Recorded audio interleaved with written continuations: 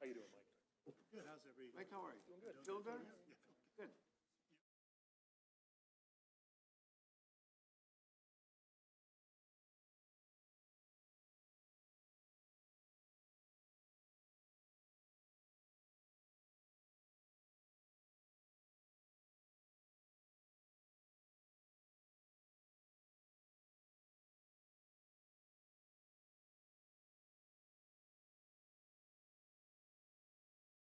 She's going to ask you.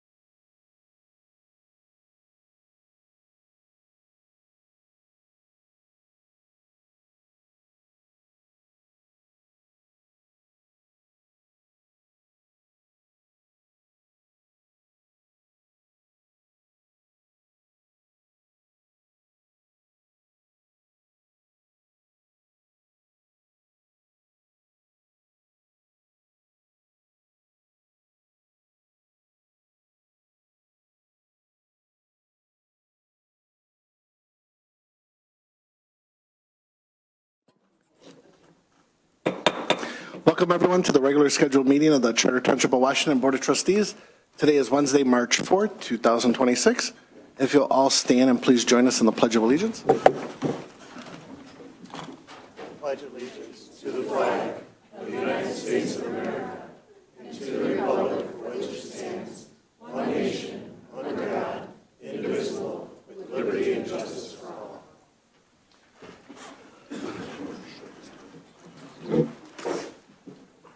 I'll ask our clerk Brown to please do the roll call. Caviti. Present. Nicely. Here. Chaplin. Here. Mylum. Here. Reinhold. Here. Stevenson. Here. Brown. Here. Okay, all present. You see the agenda before you. If there's any additions, deletions, or motions. Yes, Supervisor, I'd like to make a motion to add agenda item 11.7, the 2013 Ford truck for sale. Support. Thank you. Okay. I was wondering if the board's okay. I would do the public hearing after all the new business because some people are here just for new business. Just to flip it, if it's okay. Okay. Okay. So approve the agenda as with the noted changes. That's my motion. Second. Second by Brown. All in favor? Aye. Any opposed? Motion passed. Next, you're asked to approve the consent agenda. You are being asked to approve the accounts payable of February 26, 2026, and approve the minutes of the Board of Trustee meeting of February 18, 2026. That'll be my motion. Support. Supported by Stevenson. All in favor? Aye. Any opposed? Motion passed. We have no moved agenda items. Next is comments from the audience on any agenda items only at this time. Please come to the podium, state your name and address. You have 3 minutes. We'll have time at the end of the meeting for any non-agenda items. Going once, going twice. Okay, so we have chairs up here. I know nobody wants to sit up in front. We don't bite. Next is legal counsel. No. Nothing? Okay. As last We have no unfinished business. We'll move on to item 11, new business, 11.1, elevator modernization proposal. Did you want to explain it? Oh, Dave's not here. Dave's not here, yeah. So 11.1, we have 2 elevators in the building. We share them with Parks and Rec with our senior center. Both of these are basically, we need to lock in the price now to Right. secure the pricing. Correct. They've been there a long time, and Dave Haskey of our building department has met with the inspectors and people who take care of the elevators, and they really need a lot of work, both of them for safety reasons. We've gotten quotes on it, and we have a request to approve the elevator modernization in the amount of $259,973 to pay a 50% deposit in the current fiscal year, 26-27, and, excuse me, in the amount of $111,937, and to pay the remaining balance in 27-28. So actually, we have like 2 years to pay it off. So we're trying to lock in that price because repairs are going up all the time. And they've been inspected and they need to be upgraded. I don't know what else to say. There's no danger, it's just the standards are moving up. Yes, Just those have been there a upgrade. long time. Yeah. There's no- These are both in our upcoming budgets. These are shared with Parks and Rec, so half the cost is with us and half the cost is with Parks and Rec. So, Is I guess the optional power unit for both, or is there an optional power unit, is that for both? The optional power unit, the 18,000 is per elevator. So if we did that, we would need two. So it would be, it's 36,000 for the optional power units. What is that, like backup power? I mean, in case the power goes out, or what is the reason for it? No, that's the power unit that drives the elevator. I did have a chance to speak with Dave about this earlier. Oh, okay, and, great. Unfortunately, as time goes by, the codes change. The state updates their standards. These elevators are, 35 years old. And, they were put in when the building was built. And it's not that there's anything particularly wrong with them, but the standards have changed. They're aging. They need upgrades. And, so all of this it's life cycle stuff. So the upgrades that we're looking at aren't out of the norm. The only question would be that additional power unit. And unfortunately, I didn't. What is that for? I don't understand. It's like the motor that drives the elevator, the engine that drives these elevators. I believe they're hydraulic, and that's a new pump system and tank. And So you're saying that's like optional to replace it or not replace it? it's optional. The old units are all 35 years old, so it's not something that is required. The new codes won't affect that particular piece of equipment, but it is aging. So as we do this, we can decide whether or not we want to add that on, and upgrade the entire thing, or, hold back and try and save $35,000. And there's also a note when Dave was getting the quote, it says here that the price will double if completing an à la carte purchase, which means without the power unit. So the prices are just going up. So he's trying to lock in that 18,000 Okay. for each. Yep. We don't have a choice from what it. yeah, there's no real choice. Well, if we Yeah. don't, then we're just, they're going to start fining us, when these new ordinances go into effect. So we need to be proactive about it. And I don't see any reason not to do a full upgrade if we're doing it. Does the 259,000 include 2 units, power units? It's for both. Yes. Grand total with power unit 259. Yes. Yes. It would. So that's 36,000 difference, so 18 each, right? Okay.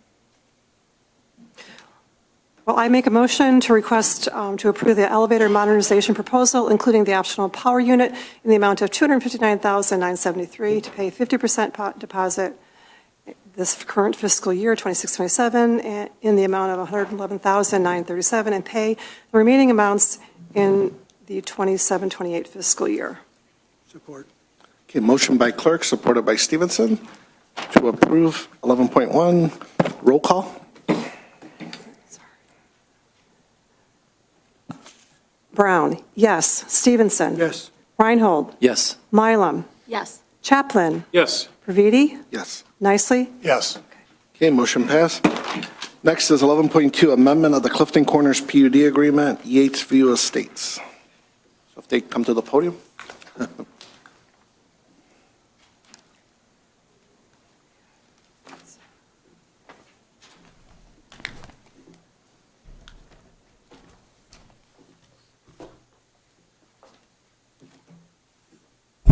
Good evening, Mr. Supervisor. Tom Callis, members of the board. My address is 31350 Telegraph Road, Suite 201, and that's Bingham Farms, Michigan. I'm here this evening representing the landowner, the Charles and Lynn Reese Trust, as well as the petitioner Vanguard Yatesview LLC. We are here seeking modification of, actually it's a PUD amendment by submission, but really what we're here doing is filling in some missing criteria from the PUD agreement that was entered regarding Clifton Corners in March of 2022. So the Yatesview Estates that we're discussing here this evening, for whatever reason, a site plan was not submitted. The other three portions of the development, a site plan was submitted with setbacks, lot sizes, and all of those requirements were relaxed under the R1A zoning of the property. Our development, or our section of the development, did have criteria in the PUD agreement, such as minimum 80-foot lot width, minimum 9,600 lot area, which we submitted, or we plan to submit the site plan that meets that criteria. But it didn't have any setback information in there. So if you look at the size of the lots that are specified for Yatesview Estates, the 80 and the 80 by 120s, which are the minimum area of 9,600, it's very comparable to the R1D, which is minimum lot area of 10,000. The R1D lot width is 80 feet.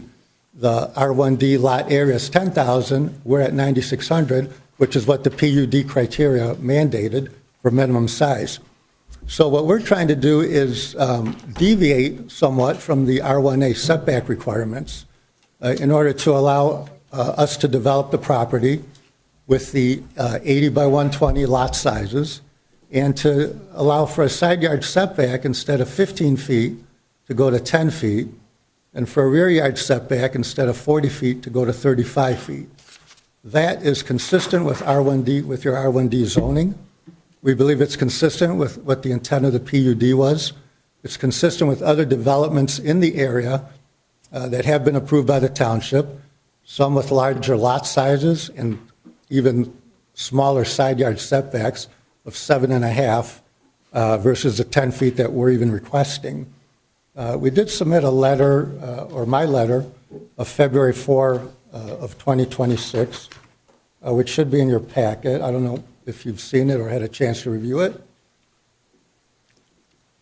But in that, just for comparison purposes, and to let you know what we're up against, as far as competition, marketability, consumer demand, the type of product that's being offered, we have a listing there on the last page of my letter, or the second to last page, that identifies different developments in the area, the names of those developments, the lot sizes, the side and rear yard setbacks.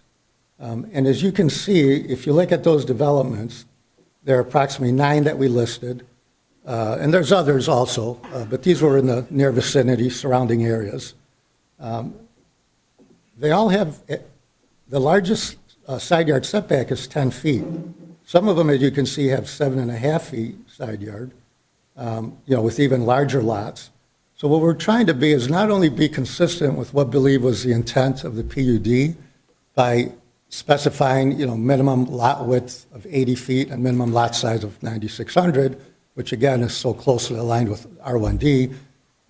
We're trying to fit into that, that puzzle, so to speak, meet the intent of the ordinance, come in under the R1D. We're not really changing anything in the PUD because it was silent as to what the setbacks were.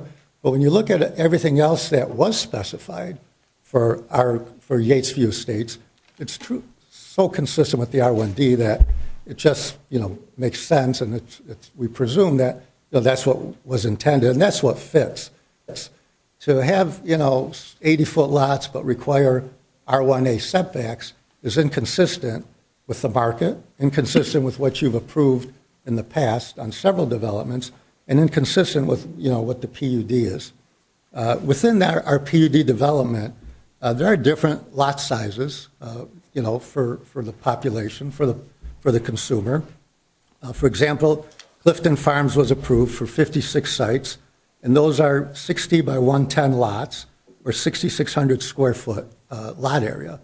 The side yard setback on those is 6 feet, so 12 feet total, 6 feet on each side. And the rear yard is 28 feet versus what we're proposing of 35 feet. The Vernon Groves, of course, were attached multifamily, so that's different criteria. Clifton Orchards, which allowed for 160 sites, are 90 by 130 size lots. Those are 11,700 square foot lots. And, of course, our development allows for up to 63 sites, which we're providing. And, we meet the criteria of the 80-foot width and the 9,600 square foot lot area. So this is, we feel this is consistent, again, with the development, with the PUD, with all the surrounding developments that we are going to be competing with, trying to sell homes. And again, these are going to be nice-sized lots. They're still 9,600 square foot lots. The setbacks will allow you to build, with a building envelope that accommodates up to a 3,300 square foot house. If you start cutting back the setbacks, you're going to reduce the building footprint. And it's going to force us to do front entry garages. It's just a product we don't want to market in the township. The township has beautiful homes, beautiful lots. 80-foot lot is still a big lot. And, the setback requirements we feel should be consistent with the R1D, which is what our lot size is. And just to be clear, I know that there may have been some questions whether increasing the setbacks would result in less density. It doesn't affect the number of lots, which are 63, but it does affect the house and the product that we were able to deliver. So we don't want to be restricted with such large setbacks. We don't think there's a market for it, especially when you look at everything around us. And if you want to compare us to what's, most closely in the area, look at Viridian Phase 1. It's going to be similar to that as far as lot size and setbacks. And as you all know, Viridian 1 is a beautiful development that is selling, and in demand. So, we'd like to be able to go out to the market and offer a product that's in demand and people want. So with that being said, we submitted our application to basically fill in the setback criteria to allow a side yard setback of the 10 feet and a rear yard of 35. Now, the Planning Commission had recommended denial of that. We don't know exactly why. Personally, it may be because it came after a 3-hour data center item on the agenda. But anyway, they had their reasons, and we respect it. But again, we feel that what we're presenting is consistent with the PUD agreement and the development that was contemplated. The other item that we're asking for a modification or amendment is there's approximately 0.53 acres. 0.53 acres of wetland. There's other wetlands on the site that we're maintaining. The 0.53 acres are considered non-significant wetlands. They were a farmer's old ditch from a farming way back when. We submitted a report from our wetland consultant confirming that fact, and we're just asking to allow us to mitigate those 0.53 acres of wetland as opposed to preserving them, on site under the ordinance. The Planning Commission did recommend approval of that.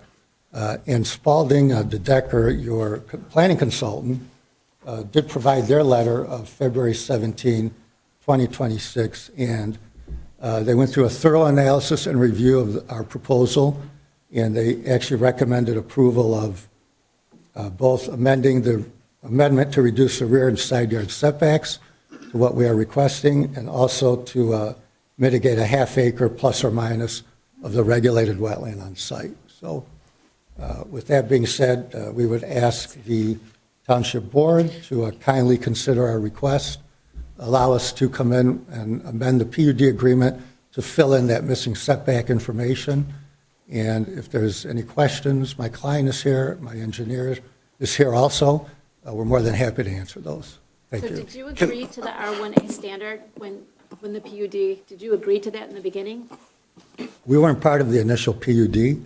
The PUD agreement indicates the underlying zoning is R1A. But R1A is relaxed throughout the entire development, including the other three developments that were free-for-all, already everybody can- site plan approved. Continue. Okay. Did you want to ask me? Did you want me to wait or something? Huh? Did you? No, I didn't know. Usually they ask the chair for questions. I wanted Keela, if you could chime in on this for a minute, sorry. That's okay. I apologize. Don't worry. Sure. Is this on? Yeah. Yes. So just to give a quick recap of the applicant's statements. So there were three PUD amendment requests that were originally applied for. This application's a little bit unique because usually with a PUD agreement, it includes the preliminary site condo plan. In this case, for Yates View specifically within Clifton Corners, it only shows a conceptual plan and actually required the applicant or developer at the time to come back for preliminary site condo approval, and then go through the process of final site condo. So this came before the Planning Commission with a site plan, which we found wasn't consistent with the PUD agreement. And that's why the applicant decided to request amendments to the PUD agreement itself to be able to develop in the way that they had hoped. So just as far as the reduced setbacks, again, consistent with what the applicant said, from a planning side, we're really just looking at what zoning districts exist currently within the township. And the applicant's correct that the closest to that 9,600 square foot lot size that was approved in the PUD agreement itself is the R1D zoning district. I do want to recap the Planning Commission's reasons for recommending denial, just because I think those are important.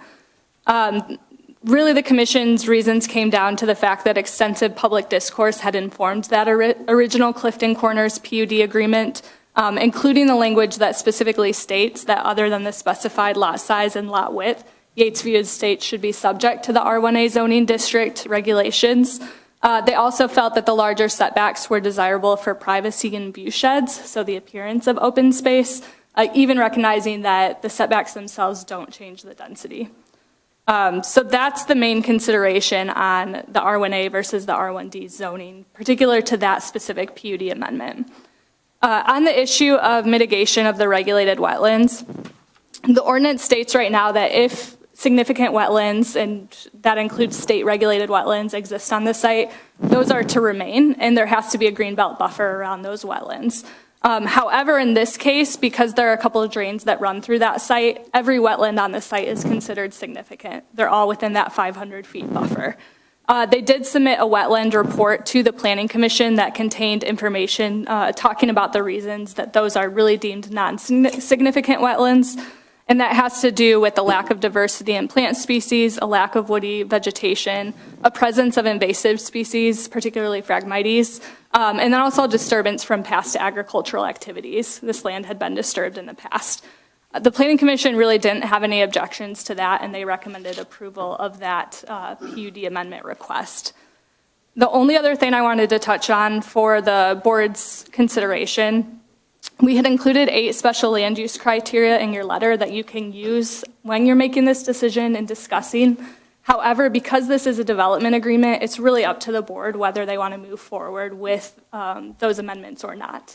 You entered into this, there were 4 parties, I believe, that were subject to this PUD agreement, and so it's the board's decision on whether or not to amend. And then finally, I just wanted to note that Clifton Corners contains 4 different developments that are kind of all going forward in the development process at the moment and are in various stages of approval. There's one other development that is also being amended at the same time. That is Clifton Farms, I believe, in Vernon Grove. There were a series of minor PUD amendments that were approved by the pre-planning committee, and those will be integrated into a PUD amendment if the board, decides to move forward with Yates View. Those have been approved regardless. And I know that was a lot, but I'm happy to answer any questions you may have. The other question was about sewage. I don't know if Mike Kozak can answer. In terms of capacity, Well, that and, I know there was two options with, Yeah, we'll work with either way as the project moves forward during the engineering phase, we'd work with the developer's engineer to route sewage the most positive way for the overall downstream system, which likely will be straight across the street, 27-mile road through the existing public sewers that exist south of there and keep it out of the Jewel Road sewers. So that can be accommodated. Again, this isn't a question of density. This is more about where we would route it. That's all really an engineering issue that wouldn't be handled with this change. Just to reiterate, though, on the wetlands, as Kayla said, these are kind of, the wetlands in question are, again, not super high quality. They happen to, because of where they are in relationship to the existing large drains on the west end of the site, they automatically kind of get thrown into the boat of being regulated. Preserving them doesn't seem to make a whole lot of sense relative to the other wetlands that are on the site that are being preserved, which are significant along the eastern border of the site.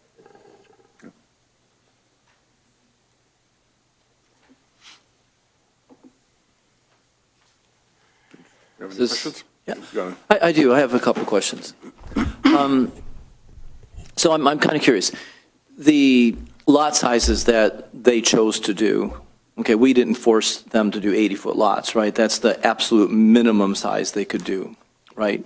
So is there a reason why they have to go absolute minimum size other than just profit? Why can't they go 90-foot and then leave the 15 side setbacks?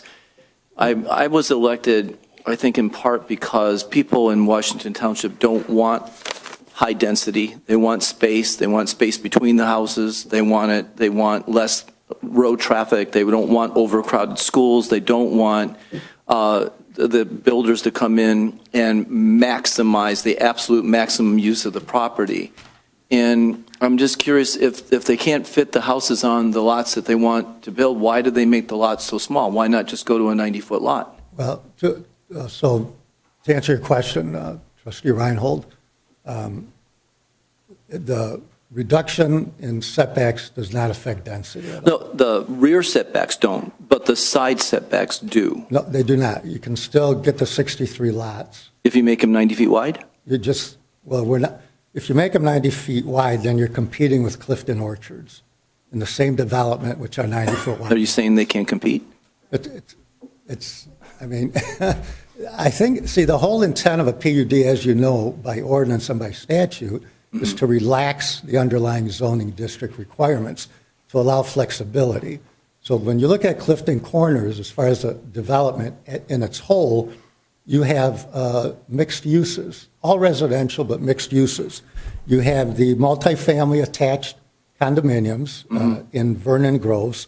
You have the 60-foot wide lots.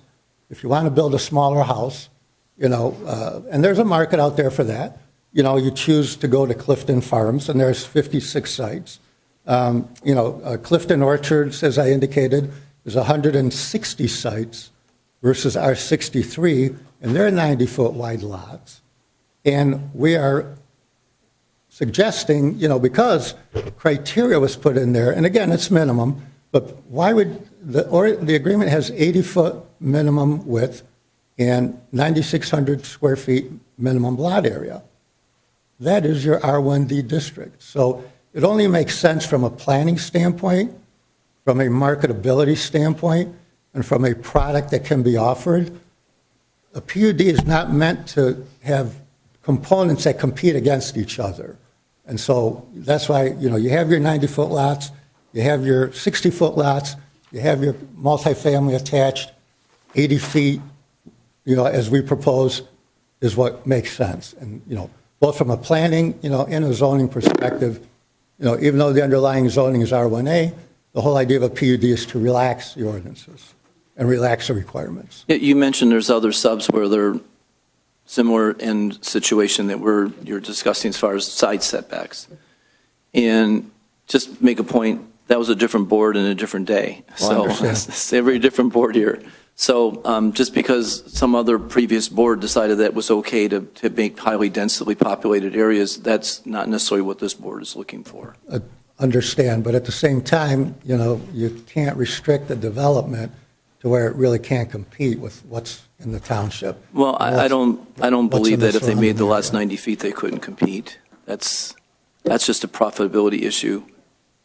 Well- And I'm not here to make profit for the builders. If they want to build a nice house, a nice community, and build it in the right size lots, that makes sense for our community. But if they don't want to do that, then it doesn't. That's my No, opinion. and I appreciate that. But again, looking at the PUD agreement, you have, it provides for 90-foot lots. So it doesn't make sense that we would go 90 feet to compete with 160 other lots, so. Well, I think if you want to look at the PUD agreement, I think, we can look at it and look particularly at the section where it says that this development can build up to 63 units. It's not required that you build 63. Right. That's your choice. If you want a larger building envelope or a larger lot or more space between the homes, you can always decrease the number of units. That's an option available to you. You don't have to build 63. That's your theoretical maximum. I mean, and I would disagree with you a little bit on the definition of what a PUD is. It's not just to relax the standards. It's designed to be a trade-off where we are allowed to work the standards to benefit the developer and the township. And if I look at the original agreement, you've stated it that these items were left out. And I would state that the original agreement was put in place with you subject to the R1A specifications. Well, That was the design, and had you wanted it different, you could have submitted a site plan at that time. And a lot of history on this, not to go back forever for everybody, but this was, as he said, multiple developments that were negotiated into this PUD after a very long process and a lot of discussion. And to come back several years later and want to pick and choose which pieces we enforce, it doesn't do justice to the people that put this in place at the first time. I mean, if you look at the, was it Vernon Grove, where you guys wanted to eliminate a swimming pool? that's not us. Right, but that was a significant piece of that development. And, to come back 3 years later and say, well, we want to change what we agreed to because we don't think it's economically, feasible for us to do that, doesn't make a whole lot of sense for us. Yeah, and again, that's not us. We're here for Yatesview Estates. Right, only. I'm just pointing out that it's a similar situation Right. where we're coming back after the fact, after an agreement's been hammered out. You can decide whether or not you want fewer lots. You can decide whether or not you want to change the building envelope. Quite frankly, I'm good with either of those. If you build fewer units, I'd be happy. To keep those 15-foot setbacks. If you want to build a smaller, more affordable home, that's fine by me too. Well- But I don't see that you're presenting any reason to step away from the R1A designation or those guidelines. Agreed. There's nothing significant on our end that would make me think that we would need to change that. Okay, so just to answer your concerns, and I appreciate them. None of the other three developments, But you know what, if I In could just the stop you right there, PUD. because you just said that other development wasn't you. These other developments aren't you either. We're looking at well, no, you. but they're part of the PUD. The PUD agreement controls them. So- None of the other three meet the R1A ordinance. They're all lesser standards. Because they were submitted with site plans at the time that they were proposed. Understand You that. guys didn't do that with this one. But you're asking us to build larger lots to compete with other lots within the development. That's We're not asking you to build a larger lot. We're asking you to meet the standards of the district We are. under which you submitted this plan. Well, okay, so why would an 80-foot minimum lot width and 9,600 minimum lot area be in there? Why wouldn't it just say, and again, we didn't negotiate the PUD. We are, subsequent parties, Right. to this Yates view. Why wouldn't they just say then you have to meet the R1A ordinance for all of it? They didn't say that. You've got 80-foot lot width, 9,600 lot area. To me, and then when you look at there's 90-footers, there's 60-footers, there's multifamily, to me that indicates that you're consistent with R1D zoning. Well, to me, it would indicate that it was specifically done for a particular reason, or else it would have been blanket across everything. So this designation was a specified outcome. It wasn't something that was just random and forgotten. It would have been included, if there was an agreement that specified dimensions like the other developments, we wouldn't be having this discussion, but you guys specifically left that out. It may not have been you at the time. It was not us. But that was not included. So we're going with what was approved at the time. So what you're saying is we'll cherry pick here and we'll apply R1A setbacks to you, even though it's 80 by 120s, and all the other ones have been relaxed. And we already have 90-foot lots here, so go out and compete against those. And we have 60-foot lots for those who want to build smaller homes. That clearly is not the intent of a PUD, with all due respect. I disagree with your definition of a PUD. I echo Clear statements, 100%. It's required 40, you went 35. It doesn't meet. I honor the planning commission's hard work and dedication to get us to where we're at. So for me, I echo their sentiments. Well, and keep in mind that we're requesting a setback to 35, and now you're concerned with distance between houses and all that. But we also have 25-foot buffer, around the houses. So you actually have 35 plus 25 is 60. And if you look at the site plan. Yeah, the setback wasn't my issue. It was the side setbacks. It's Yeah, how close you're building them together.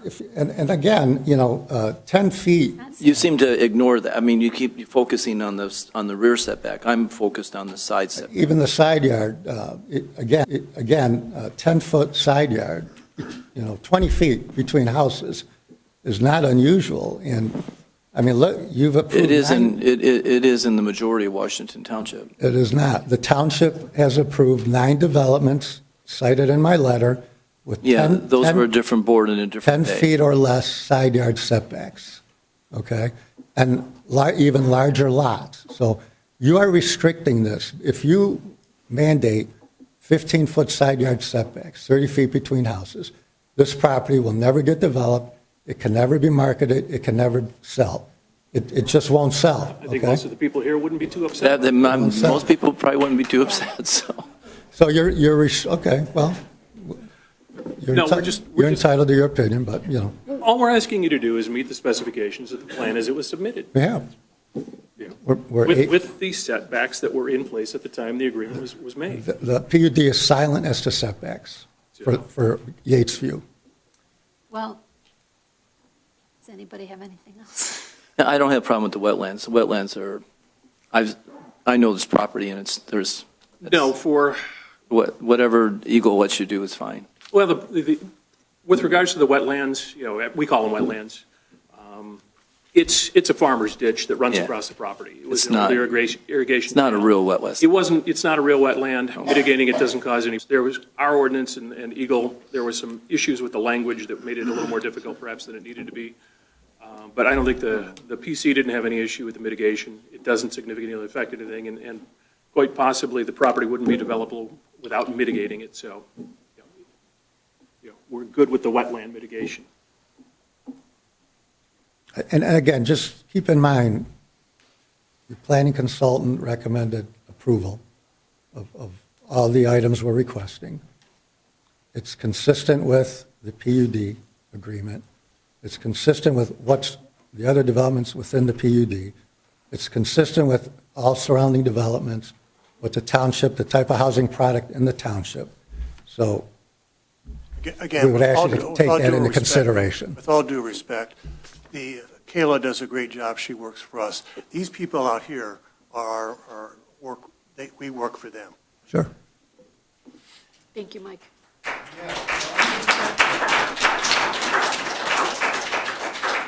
And I appreciate that, but, these are large lots. These are 80 by 120s. You can't price someone out of a market, And these lots are nice lots. They'll allow for the accommodation of nice homes with those requested setbacks. And, it's not going to increase density, so you understand. It's still going to be. That's not true. It is true. If you keep the 15-foot, okay, it may not be if you build smaller homes and keep the 15-foot side, you're right, in that case. If you build smaller homes on the lots and keep the 15-foot side setbacks, Oh. then it won't change density. No one's gonna- But we're not talking about the rear setbacks. The rear setbacks are not going to affect density. I understand that. Right. But that's not what we're talking about. The only, the side yard is going to affect the housing product. It affects the number of lots you can have. It's going to affect the and number of marketability homes. of the product. Okay. It's going to make it. But it does affect density, Unmarketable. potentially.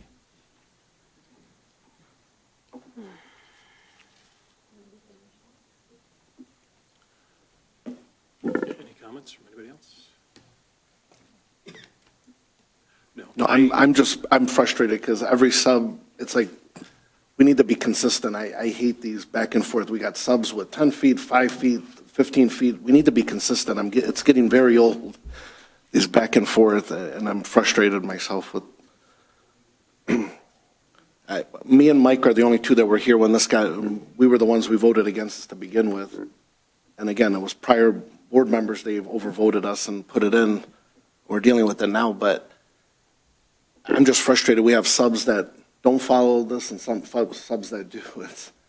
I don't like showing favoritisms to certain subs and not others. I don't like that. We need to be consistent. You said you voted no the last time. Well, that was for the overall project. I mean, this was nothing compared to the monster that's around it that got approved. That's a whole nother beast. Well, like Charles said, we can only do what we know is right in our heart and follow the law. The PC, they did their work on this. I voted against the last PUD, so. But then we need to be consistent because other subs got approved. That's what's getting old for me, I know. Well, again, it's a question of every board is going to do things slightly differently. I agree with you on the consistency part, though. The place that I'm coming from on this one is that I'm just looking at what was approved at the time that this was agreed upon. When you guys voted originally, these standards were in place because they didn't submit a site plan for this. And all I'm saying is it's, stick with what you bought. You submitted under that R1A designation because you didn't submit a site plan. And whether it was you or previous parties, that's what the contract was. So I don't see that, again, marketability, cost of units, none of that's something that we can concern ourselves with. That's the financial side on your end is not our concern.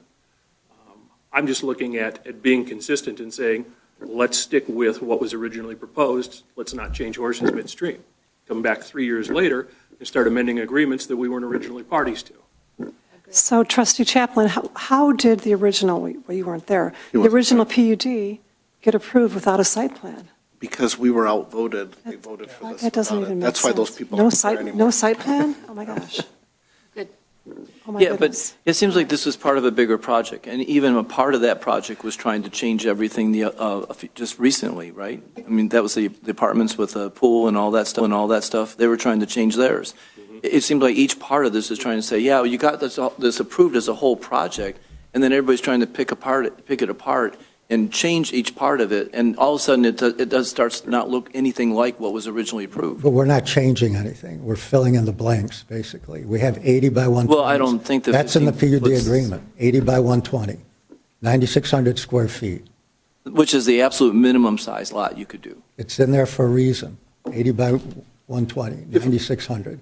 To now say, oh, you have to abide by R1A on setbacks, when no one else, even the 90-foot lots, Clifton Orchards, the setbacks were relaxed. And they're 90-foot lots, so you're going to tell But us. there were other concessions that they made to accomplish that. Come on, you know that, this product. Well, there should have been other This- concessions. Again, that wasn't my, This I wasn't on development the is board going at to be that a time. beautiful development. It's not going to reduce density.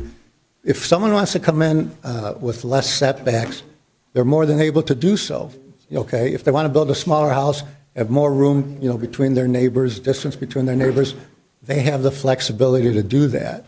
But if you tell us to go R1A, that flexibility is taken away on the setbacks, okay? And now we're competing with the development within the PUD. It's a very difficult, and, the market's not going to sustain that, There's 163 90-foot site plan in this development. For us to go 90 feet with another 63, it's not possible. It's not possible. When you say it's not possible, what does that mean? It's I mean, not possible. It's not possible, you can expand the lot size. It's not possible from a possible. marketing standpoint, That's, from an economic How do you standpoint. How do you know that? PUD and zoning is in large part based on economic feasibility, okay, and planning. The planning of this and our position completely fits within the planning, as recommended by your professional planning consultant, okay? It fits within the law, okay, when it comes to planning criteria. So- You cannot just say, come in and the township mandate, okay, you go ahead and build this, even though it'll never sell, you can never build it, economically, and you can never market it because there's no market for it. You can't just go out and say, well, you can build it. We don't care about profit. We don't care. That's not how the law looks at this, just so you know. I don't see the issue. I mean, this was agreed to. It's not a threat. I'm just telling you, we're trying to be transparent here. No, and My I'm not- clients are developers, they I build nice appreciate- product. Look, I just want you to know, guys have a financial side that you have to look out for. yeah, so you make a well-informed decision, that's all. But we, have responsibilities both to the people and to the township as a whole. I see a contract that's in place, that was agreed to by both parties, that was executed, that's being executed now. You want to come back and you want to change it because you don't like the terms. Yeah, we disagree, we're not changing it. Those terms were agreed to at the time that it was signed. Yeah. You say it's silent on it. I say, well, had you not wanted it to be silent, you would have done what anybody else did with the other phases and put a site plan in place. I don't buy that as a good excuse to change it now. Well, so you're in essence totally disregarding the criteria that's in there. No, for all 80-foot of the lot other widths phases and in the PUD agreement. 9,600 square foot lot area. As they were laid out, as will this one. So you and I have a fundamental Right. disagreement on what that silence means. Right, exactly. So, it's. If there was no other criteria in there, I would agree with you that we have to follow R1A. But why, since 80 feet and 120, or 9,600 square feet is in there for minimum lot area, to me, that's R1D. I mean, it makes total sense. It fits within the whole PUD. We will agree to disagree and move forward. So you basically have two out of four developments in a PUD that will be the same lot sizes, and builders will be competing against each other, as opposed to having a variety of uses, residential uses within that PUD development. I'm sure if I looked around the township, I'd find lots of developments that are the same size, lot-wise, building-wise, as the others.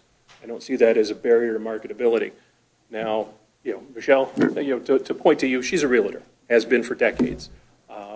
Are there houses selling in Washington Township in different subdivisions that are the same size on the same size lots? Well, of course. Right. So, I don't, the marketability issue isn't our issue. I understand, There's but other things you can do to reduce your costs in the products you use. You're saying it's a cost prohibitive, and it's not. It's not cost prohibitive because of the 10 feet or the 20 feet or 30 feet. That's It not is. where the cost comes in. Very little. It could be the product that you use. Maybe go and look at your product that you're using and maybe make it affordable via your product you're using. you're forcing us to compete with a development within our PUD. That's- Competition is good. Yes, and that's your thoughts. And again, as the supervisor indicated, and I don't care, I know you're a new board, prior boards approved, you have to be consistent as a township. You have 9 developments with side yards approved, 10 feet or 7.5 feet. And I would argue that Okay. we approved those based on their site plans that they And they're submitted in larger the contract that was lots. They're put in even place. larger lots. Now you're telling us to go 15 feet side yard, okay? And how are we supposed to deliver a product that's even going to be in the same market as all these other developments? Would you guys rather maybe table this for tonight and work with the planner and maybe No, see if there's any other content? I don't know why I can't talk tonight. Everybody's trying to cut me off. I don't understand. I'm the chair. I don't get it. Go ahead. All right. If you guys Well, don't want to, that's fine. No, I mean, if there are no other comments, I would make a motion Then make, to deny. okay, well, you can't just make a denial. You have to read the He's, thing. I'm going to get there. Yeah. Delineate between the wetlands. Yeah. We can, with regards to the setbacks, I would make a motion to deny based on the 8 criteria that we have to use. The first one being proposed use shall be of such location, size, and character that will be in harmony with the orderly development of the surrounding neighborhood. I find that, with the approved setbacks under the R1A, that it is in harmony. Trustee Chaplin, Yes? I apologize. This was noticed as a public hearing. Oh, I did not know that was noticed as a public hearing. Well, then my first motion would be to open a public hearing. Anybody second it? Supported by, Thank you, Kayla. well, it wasn't put on the agenda as a public hearing. That's why we didn't say it. Is it, All in favor wait a minute. for a public hearing? Question on the motion. Is this, because it's not on the agenda, is this a public hearing? Are we, Okay, okay, I did not see that on the agenda, as long as we're, Okay, it should have been under public hearing on the agenda then. okay. So we are in need of a public hearing. Does someone second John's public hearing? Yeah, I'd support. Second by Stevenson, all in favor? Aye. Any opposed? Motion passed. If anybody would like to come to the to the podium, please state your name and address to discuss this this agenda item only. Feel free to, you have 3 minutes.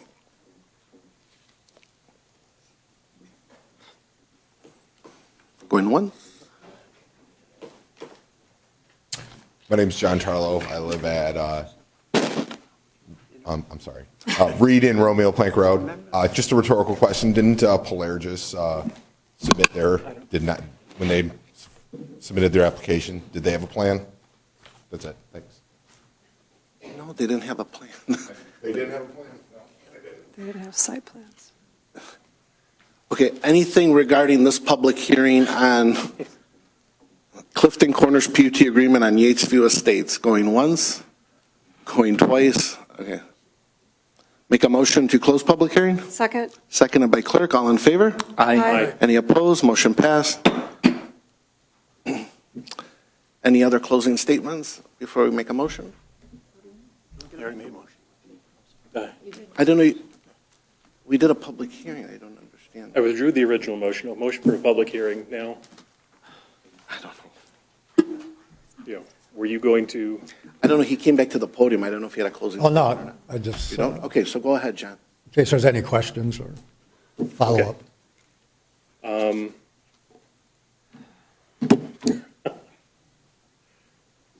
yes, those are the numbers I'm looking for. Thank you. I'm good once in a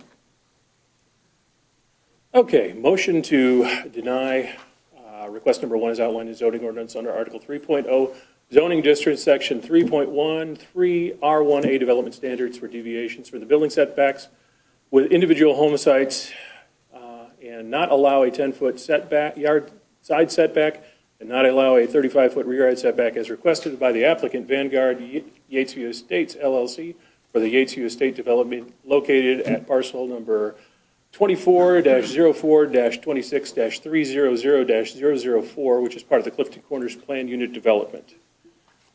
Based on the following findings, that the density would requested, the setback would deviate from the original PUD agreement. Let's see.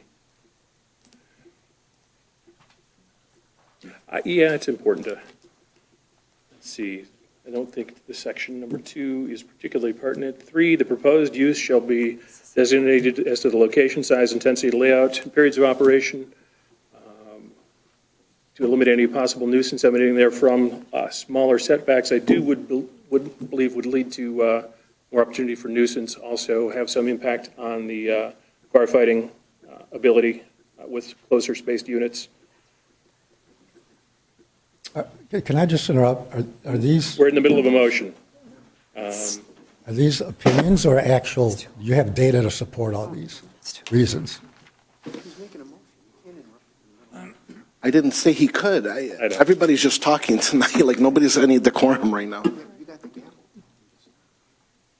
Okay. Well, I don't know, he stopped talking. Are you done with the motion or not? No, I'm continuing. I'm sorry, he's in a motion, you can't. There are certain criteria.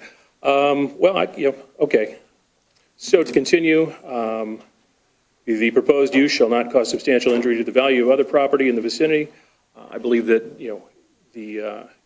having the standard setbacks for the R1A would maintain the property values of the surrounding area. So without going into too much more detail, I'll make that as my motion. I'll support. You get all that? No, I didn't get it.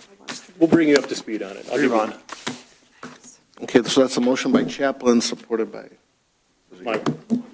Mylum? Yes. Okay, any questions on the motion from the board? Otherwise, roll call. Chaplin? Yes to deny.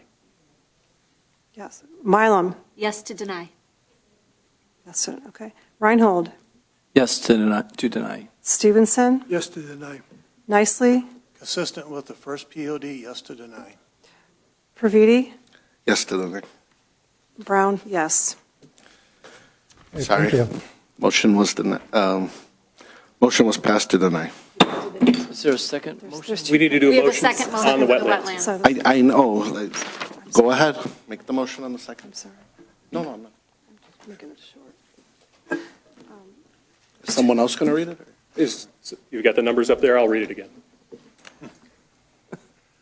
Okay, motion to approve, request number 2 is outlined in the zoning ordinance under Article 5.0 Site Standards, Section 5-13 Environmental Provisions for a deviation from the requirement that all regulated wetlands on site must be preserved and allow for a deviation to fill 1/2 acre of wetland and mitigate it off-site, which will require the applicant to work with Eagle on actual mitigation as requested by the applicant Vanguard Gatesview LLC for the Gatesview Estates development located at parcel number 24-04-26-300-004, which is part of the Clifton Quarters planned unit development. I'll support. Or Dennis, you want to support? Okay, motion by Chaplin, supported by Stevenson. If no questions on the second motion, roll call. Chaplin? Yes. Stevenson? Yes. Mylum? Yes, because they're working with Eagle. Reinhold? Yes. Nicely? No. Brown? Yes, and Praviti? Yes. Thank you. Okay, motion passed. Thank you.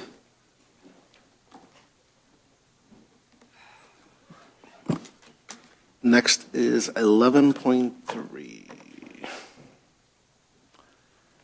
11.3 is our BSNA cloud proposal. We are going to a new cloud version of our software at the Township as BSNA. This is a kind of a bolt-on. It's to allow for online permitting and inspections in the total amount of $11,565. This will be a first payment of $1,070 due at the current fiscal year. And then upon execution of the agreement, the remaining dues amount will be due in our 26-27 fiscal year of $10,495. There is an annual fee of $6,220.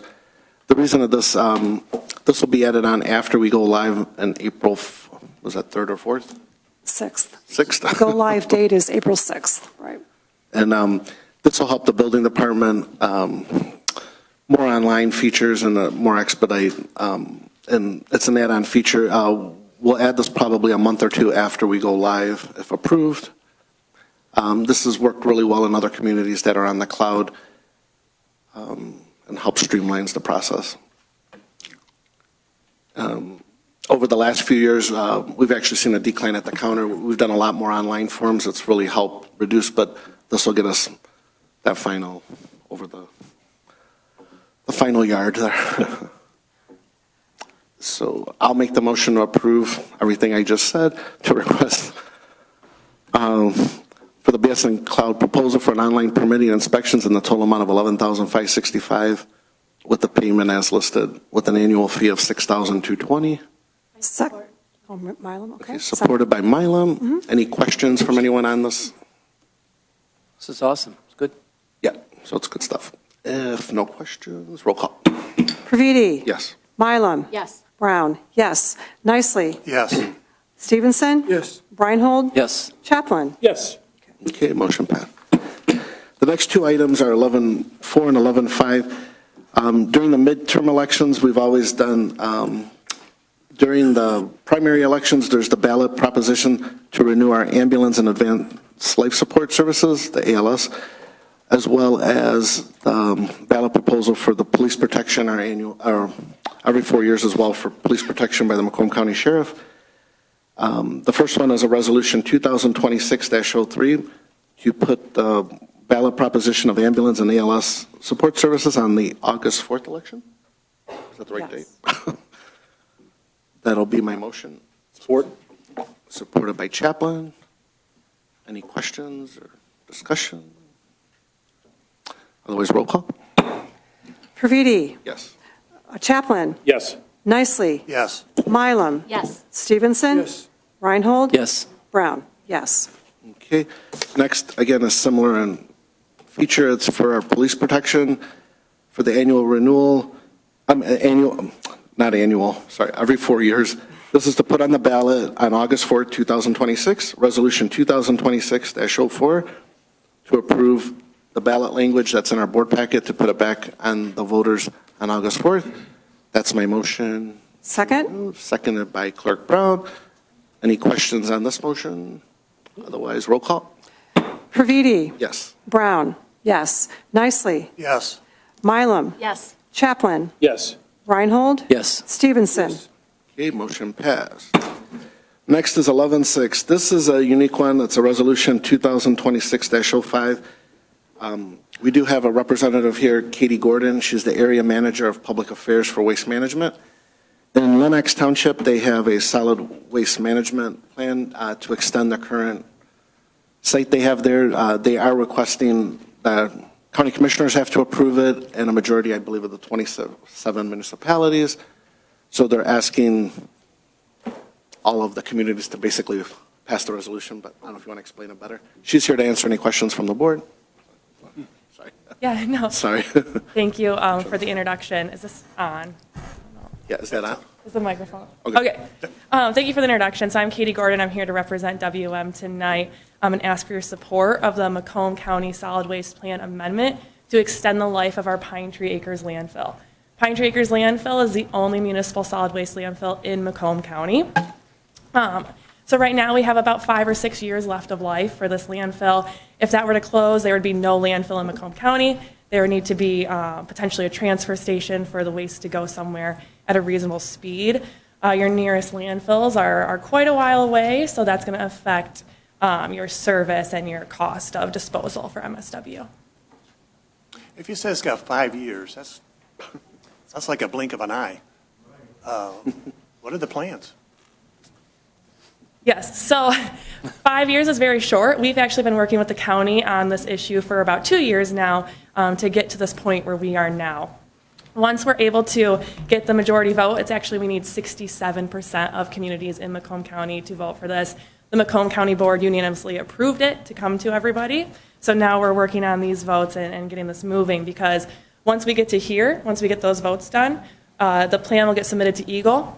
Eagle then will have a review period and public hearings for all the different permitting we have to get done in order to expand a landfill. We're hoping to begin construction in 2027. If we're able to begin construction in 2027, we will have continuation of service for this landfill. And the expansion will get us how many years? The expansion will allow for 25 more years at current rates. And one thing that's also in this proposal is the potential to site a recycling transfer station. So our hope is that as time goes on, we're able to actually pull more materials out of the landfill and extend that life even longer. Is there a projection for 25 years based on the current population, or is that based upon future population? That is based on current volumes, so everything that's just current right now. The way the landfill operates is we only have hours available, so I think we're really accepting waste for about 8 hours a day. This landfill is very busy. We're accepting as many trucks as we can at this point, and we're not planning on adding additional capacity for more hours or anything like that. So the amount of trucks coming in is really what we're going to see for the future. And you mean trucks, is that your waste management trucks, or is that everybody that does waste hauling in the area? So there are a couple communities that haul with people who haul outside of the county. There's very few. The majority haul into Waste Management's landfill at Pine Tree Acres. Priority Waste, for example, is a customer for that landfill, so they would haul into Pine Tree Acres. So according to the plan now, is it 813 acres? That is what it would become. Okay. So the 813 acres is currently owned by WM. We already own the property. This would expand at 200 and about 240 acres would be the expansion. The actual landfill disposal expansion is 140-ish, 135 to 155 as permitting goes. Okay. So that would be the actual disposal capacity added. So the 240 is included in that 813 total? Yes, correct. Okay. We're still taking in waste from Canada? Yes, that is correct. This landfill does take in waste from Canada. Why do we do that? That's a good question. We take in waste from Canada. That is regulated by the federal trade agreement. And so That waste is coming across the border due to the feds kind of allowing that to happen as it's regulated as a goods and service. And so it is within our business decision to accept Canadian waste. We are an international company. We actually service Canada as well and have landfills in Canada as well. So if we're including Canada in the existing volume, I think 5 years is not even going to probably make it based on the population growth, and they can haul more stuff over there and have it done in 2 years. Yeah, We can't control. that is certainly a risk.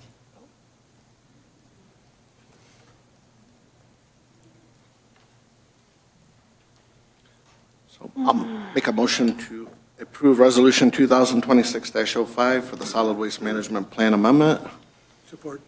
supported by Stevenson. Any questions on the resolution? Roll call? Praviti? Yes. Stevenson? Yes. Nicely? Yes.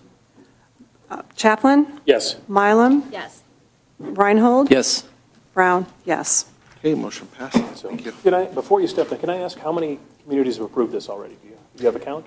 Yes, you are the second. Oh, perfect. So So we're leading edge. you are leading edge. Our host, I should have mentioned earlier, our host community, which is Lennox Township, also approved this on Monday night. Okay, okay. Yep, so you are leading edge, so thank you. Thank you. Appreciate your time. Next is added agenda item 11.7, auction items. Right, we have a, yeah, it's okay. Yeah, we have a DPW, a 2013 Ford truck, which our director doesn't need anymore, so we put it up for auction. We were hoping to get $500 for it, but we're getting some higher bids, which is nice. And currently, there's a couple more days left in the bidding process. I mean, it's online, it's not BidNet, but just we're auctioning for a truck. And we're up to 2,000 already, and there's a few days left. So we're anticipating that it might go for 2,500 or more. And as per our purchasing policy, any purchases over the proceeds for any sale of a township merchandise or trucks, et cetera, that goes over 2,500, we have to get approval from the board. So we're requesting the board to approve should the truck sell for 2,500 or more. That's what we're asking. Motion? Is that good? Or do you want more details? No, that's good. That's good. Okay, make a motion to request the board to approve the sale of the 2013 Ford F-150 pickup, should it sell for 2,500 or more. Support. Okay, 1 second. If anyone's interested, go on our website. It's a 2013, like she said. No, it's if you want to own a piece of Washington Township. History, yes, there he is. The decals don't come with it. That's good. And I think there's a generator and something else. Rich, what else? Or do you know? Is it a generator that comes with it? No. No. We have 3 different items. The other 2 are not the there's best other items. equipment, but they're out there to bid. What is it, a generator? We have a generator. Generator, yeah. And a compressor from, I believe it's air. 2013. And It's it's past 2,000, but over 15 years Yeah, old. somebody can use it. That's very And old. those are all on the website? Yeah. Like an auction kind of a thing? Yeah, they're there. So, I mean, just so the board knows, I sent this link out to other communities. I do. and It sparked a lot of interest, which is good. But the truck's not the, You were doing well, I don't want very to. The truck's a great buy, so please buy it. Only 125,000 miles. Still new. It's good for a truck. Yeah. So we have to, You can do it. But okay, roll call? makes a good work truck. Roll call, yes. I'm sorry. Brown, yes. Stevenson? Yes. Praviti? Yes. Nicely. Yes. Mylum? Yes. Chaplin? Yes. Reinhold? Yes. Bring it up and do some live bidding right now. Be an auctioneer right now. Got the gavel. We are going to get you guys money. Now I'm going to go back to public hearing for the budget. I do my presentation first, then open up the public hearing, correct? Yeah, right. Yeah, I usually do it after. Yeah, make your. Okay, so sit back and enjoy. I'm going to go, this is my presentation of the budget here. So for the last 4 weeks, the board has met to, okay, you got it up, to discuss the budget. We've had several workshops. Let me bring it up here. I'm sorry.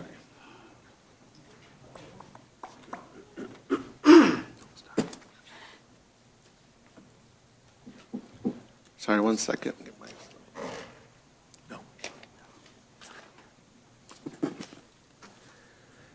So as I was saying, our fiscal year ends March 31st. We've been meeting the last 4 weeks discussing this. Before that, I've met the last few months with department heads to go over each budget. Tonight there's no vote on the budget. The official vote will happen at our next meeting on March 18th. With our budget, our principles of the Washington Township, of course, we always promote our 6 principles of preserving rural character of our community with responsible development, operate in an equitable manner, manage in a fiscally responsible manner, provide friendly, respectable service, promote a favorable business environment, and demonstrate the highest ethical standards. Tonight's agenda is basically a year in review of our accomplishments in the financial area, emergency service, infrastructure, customer service, and talent. We'll also discuss some major influencing factors, goals for the upcoming year, and the budget overview. Some accomplishments from this current fiscal year. Our goal was to hit a high debt rating, and we've continued to receive AA ratings. We reevaluate our water and sewer rates after getting county and GLWA increases annually. This has been done since 2019. We've had no rate increase in our water. Solid audit results. As always, we continue to achieve great audit results every year from Plant Moran. Our financial accomplishment from the prior year, ending on March 31st, 2025, we had an increase of nearly $8 million. Our general fund has over a balance of $12,222,808. Our fire fund at $8.7 million, ambulance at $5.2, police fund at over $5, capital improvement fund at $1.4, non-major funds at $130,000, which gives us a total governmental fund balance of $32,790,676. Our enterprise funds are consisted of the water and sewer fund and the building department. The water and sewer fund balance is at $87.2 million, and our building department funds are at $5.4 million, giving us a total enterprise fund of $92,678,832. So we continue to focus on infrastructure and service over bureaucracy. We've increased annually our net position since 2009, despite taxable value remaining below 2009 levels, and continuing to be at a AA bond rating. Washington continues to compare favorably to neighbors in net position as a percent of expense for governmental activities. We continue aggressive cost management. Our staffing levels are responsive to economics. We've had no increases in personnel, and we have responsible cost structure per employee. You can find this online. We continue to operate at one of the lowest millages in Macomb County at 0.05933%, which means 95% of your taxes do not go to us, they go to millages and elsewhere. This is a comparison to the other 27 municipalities. Our property values remain to be the highest in Macomb County. You can find this on the state equalization report on page 44. We have a total of 10,730 homes. Our total residential value is at $4.4 million. Our average residential value is at $417,651.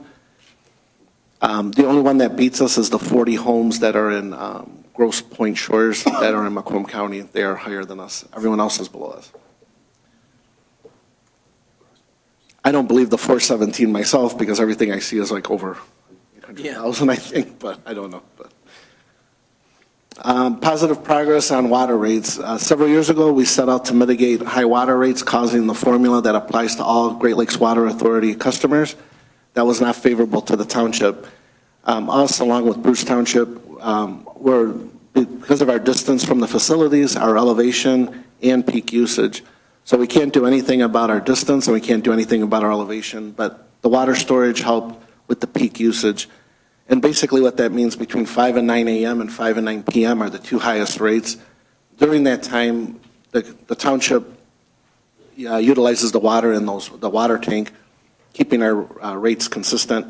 Then when the water rates off those peak times, we fill up the tank, and that's what's helped us to keep water rates for the past, since 2019, with no increase.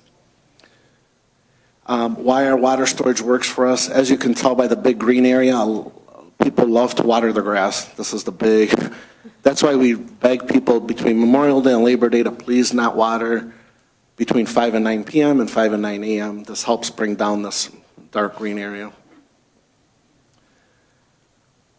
Fire department, we've been very, the last several years, investing in our fire safety and EMS with ambulance life support. 2021, as I just highlights from the past several years, we did a new ambulance remount. The new fire station at 28 Mount was built.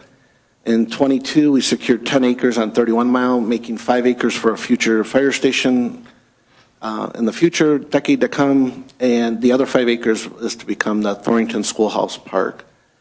2023 projects was the fire union contract was complete. Along the new ambulance finally arrived because logistics with any fire and ambulances are like 2 to 3 year wait. So from 21 to 23, we finally got the ambulance.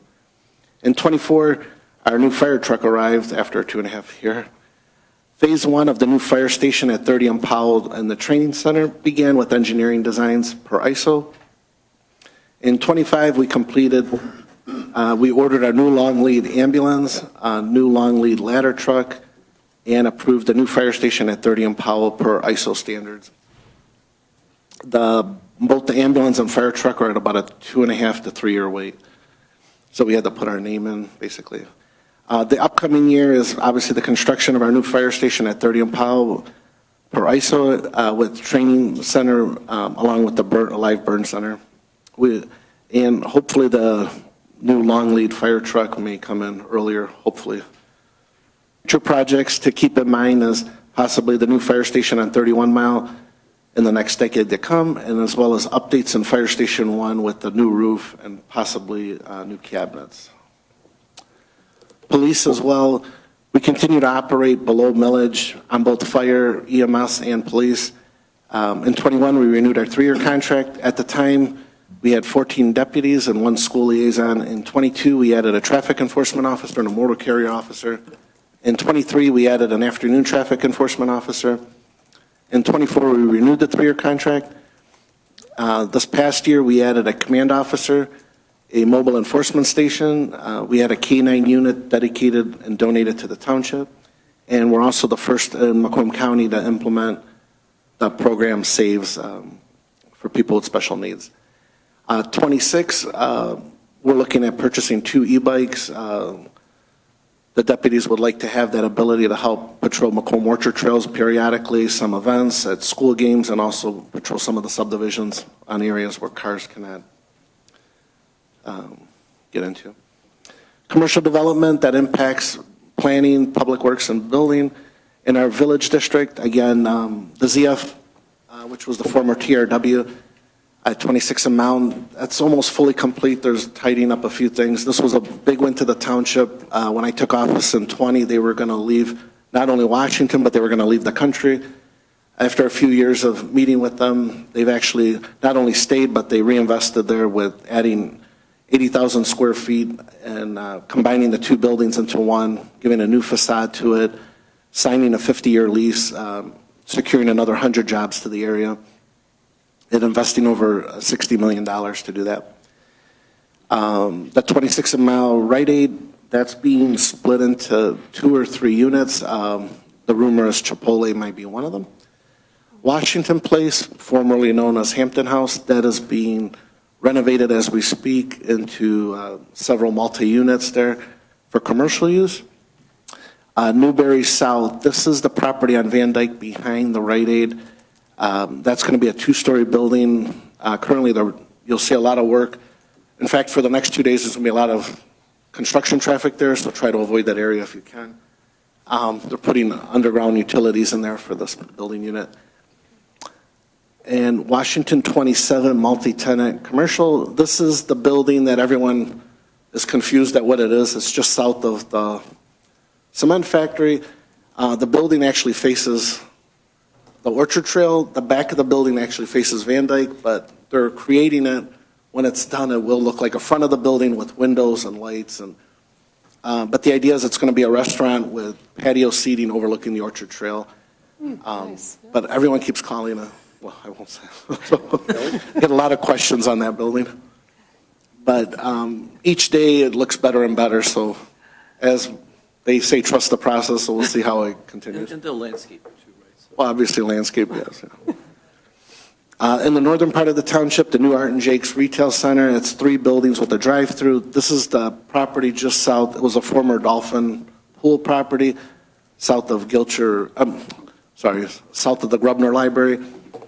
Art and Jake's is building these 3 buildings. Across the street from there is the Washington Romeo Medical Building. This is a 40,000 square foot inpatient hospital by Ascension Hospital. I think that's what they're called this week. And they're building that. That's a great addition to the township for inpatient surgeries. That's there. Leo's Coney Island's just south of that. The outside looks pretty much complete. They're working on the inside right now. At 31 in Van Dyke, the Sheena's fuel station. This is a former Rite Aid that's going to become a gas station / drive-through. The Mr. C's Car Wash at the former site of Capitol Banquet Center. Mr. C's will be building there. They've already torn down the banquet center and building a Mr. C's Car Wash. As a side note, there was another car wash that wanted to locate in the township next to Arby's, but when they heard this was coming, they're not being built. So, which I'm glad, because I didn't want an intersection of 4 car washes there. Romeo Square Commercial Condo, and this is going to be the units of multi-commercial outside of where the Kmart building was next to the Arby's there. And Washington Parkway Industrial Condo. This is that industrial piece on 30 on Powell. The owner there has it marketed to subdivide it for light industrial in that area. Some that are in the developmental stage in the northern part is Michelangelo Retail. This is the 1 acre parcel south of Heidelberg, across from the old Rite Aid at 29. The Romeo District Library, the Grubner Library there, is adding on this year. There should be a groundbreaking coming, I think, in April. And the Samaritan House is adding an accessory building behind their building. New businesses in this past year, we had Calliope Bookstore next to K-Blocks, MC Dental here in the Village District, Frontier Town opened Daily Breast Mexican Restaurant. 31 Mile, we have that business. It's the 2 ladies, they were on Shark Tank. They do a fundraiser blanket company. They're going into a building there. Commercial-wise on Van Dyke, we're about 95 to 96% occupied. First Choice Urgent Care opened up here at 26 on Van Dyke, next to Little Caesars. And Rosie's Kitty Cafe at 26 on Mound. So they have cats. If anybody's interested, please adopt one. These are upcoming development, again, impacting all the departments. This is more the residential side. On the left-hand side, you'll see we have a lot of subs that are in developmental stage from prior years. Some are on hold, some are in design process, and you'll see the number of units. On the right-hand side, you'll see the building stage. These are the subs that remain that are available to build. As you can see, they're the ending of, most of them are the end phase of each unit. Each one has 2 to 3 lots left in each sub, or some more, some up to 10. And we're surpassing, this past year we projected about 100 single home permits. We should hit that by a few extra by 3/31. We are going to project 100 next year. I'd like to show that next slide. Oh, yeah. I do want to show, everyone keeps saying we're building. There has been a significant decrease in single home permits, as you'll see. Back in the early teens, we were doing 250 to 300 permits a year. It's gone down. We've really tightened, I don't know the proper words. We've really been aggressive on responsible development here in the township. So as you'll see, and we've also negotiated with builders with more green space between homes. So you'll see that even though the building does continue, the permits are declining because a lot of the subs are more green space between. A good example of that is Seven Lakes South, Overlook Trail. He could have built over 54 to 60 homes, and he's building 38 homes with more green space in between. So it's a good balance. We can't stop it completely, but we try to work together with the builder. Accomplishments this past year with the staff, we completed some additional training in BSNA for the past couple of years and explored online features with BSNA. Again, no increase to personnel. We are going to be a lot of training the last week of March and a couple weeks of April. So be patient if you come into Township Hall, they'll be under training with the new cloud. We are under a 5-year agreement with our union contracts. We continue to attract people as openings do occur occasionally. Legal counsel, Bob continues as our attorney, Bob Siebert and Christine Anderson for our planning and ZBA. We do occasionally use Steven Schwartz to handle HR issues. Our sewer plant, we've secured updates with Highland for another contract with 2 years. We approved covers for those wastewater treatment plant. That's my little zing at my coast. They're coming. Sorry. And possibly reviewing any expansion if needed in that sewer plant in the years to come. Two big misses, big seats to fill, I should say. Our hearts missing them. One is our assessor, Patty. Doug Okorowski, who was he's been here many years, has become the new assessor for the township. So we congratulate Doug and wish Patty a happy retirement. Patty will come in occasionally as needed as on a consultant basis. I would like to introduce tonight Josh Chapa. He's our new DPW director. And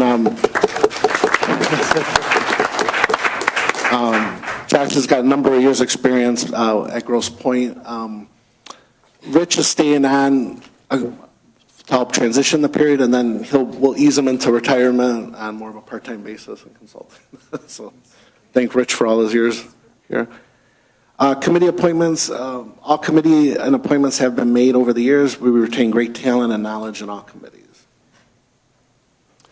Other accomplishments we've done is the purchase of Hawks Acres, making that a conservation property. Currently, our planner is doing that over the next 5 to 10 years to implement that, working with the schools to develop that park.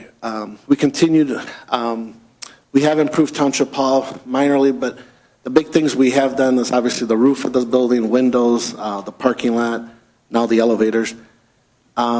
This boardroom really needs a refresh, I keep hearing, and a table that better we can all look at each other. So we'll try to work on that this upcoming year. Our waste events, every year we do 3 waste events, 2 paper and electronic recycling, are huge turnouts, and we also do a hazardous waste recycling event. Those dates are on our website.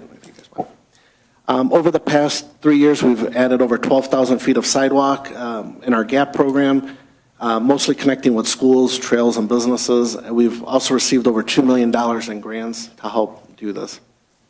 We've paved more roads in the past 4 years than in the past 25 years, including West Road, Mount Road from 26 to 28. We're still working on 29 to 32. The campground with the roundabout to help the infrastructure underneath and that intersection. 30-mile road was paved. And again, we've also done pavement preservation work with the county at no cost to us from portions of 26, 27, and 29. We've refurbished over 1,800 fire hydrants. We've installed over 27,000 feet of water lines. This improves our ISO ratings. It also not only helps any threats of annexation that has been rumored over the years from adjoining villages or communities, but a classic example is tonight. We got bad news around 4 o'clock. Apple Orchard Inn caught on fire. There was actually no water on scene, so we had to get Bruce Township help, Shelby Township, as well as Washington Township. We had to get a lot of pumper trucks out there. So it shows the importance of having these water lines there. We are working with our engineering to add water between 28 and 29. Good news is nobody was hurt, and I don't believe it's a total damage from what I'm hearing, but we'll see what happens. We continue to negotiate water rates with Great Lakes Water Authority to maintain our rate. And we continue to update our ordinances. Past year, we updated numerous ordinances. And as many of you in the audience know, we have some ordinances to review at the March 12th Planning Commission. Some background factors impacting the upcoming year. Property values, is a slowdown coming? We don't know. State road funding efforts and potential revenue and our cost shifts. The state continues to reduce our state revenue sharing. The state came up with this new feature to take money away from every municipality in Michigan, give it to the county, using some marijuana money with it. The marijuana companies, of course, are now suing this, putting this now on hold for the next 3 years. So this is hurting our road funding.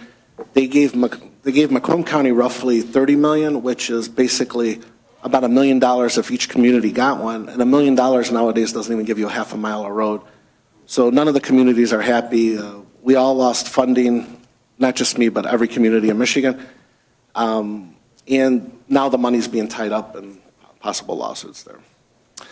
The state economy, the impact on revenue sharing, as I discussed. Healthcare, again, continues to rise, not just here, but everywhere. We'll be working this year on our new DPW building and our new fire hall and live burning center. Potential industrial projects at 30 Mile and Powell. Commercial market uncertainty. We do have a few vacancies in the township. We'll see how it shakes out in the upcoming year. Again, we've had a lot of significant infrastructure spend. The big thing before all of us is the pump station at Jewel Road between 26 and 27 that is aging we need to look at. We continue to look at bond and interest changes, the continued population migration, strategic venture decisions, long-term planning issues, and tariffs, of how they will continue and affect us. Financial goals for the upcoming year is obviously to maintain our overall millage rates and continue to operate below them.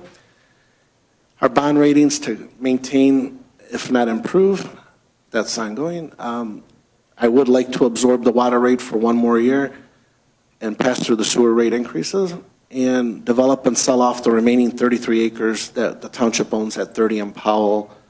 Hopefully we can find a buyer for that property there. Customer service goals for the upcoming year. I would like to do a traffic study on the north side of the township. We did one a few years ago on the south side. The north side, there's a lot of traffic backup. That would help with us working with the Department of Roads. Again, continued BSNA training, especially now with this cloud implementation. Continue developing the business outreach program right here in our village district and between 26 and 27. Evaluate the south end density that we have in this area. Continue our cybersecurity updates and training. We continue that all the time. And we've completed fillable forms, as I said, on website, which has helped requests with residents. The next step is, that BSNA feature with online forms. Some potential road projects to work on in the future is 31 Mile. There's portions there between Powell and Van Dyke and Sisson and Hidden Oaks. There's no commitment from the county there, so that's just basically on the side there. Our sidewalk program, we've done 3 of the 5 years. This year, I'm projecting a decrease in funds since we have a lot of grant money to use on this. So we're working on, we have a large grant on 32 Mile connecting basically from Wingate subdivision to, which is now the junior high, the former high school, which will connect everyone to the village and to the Orchard Trail. We're also working on segments along 26 Mile to finish the completion from 26 and Hayes to Stony Creek Metro Park.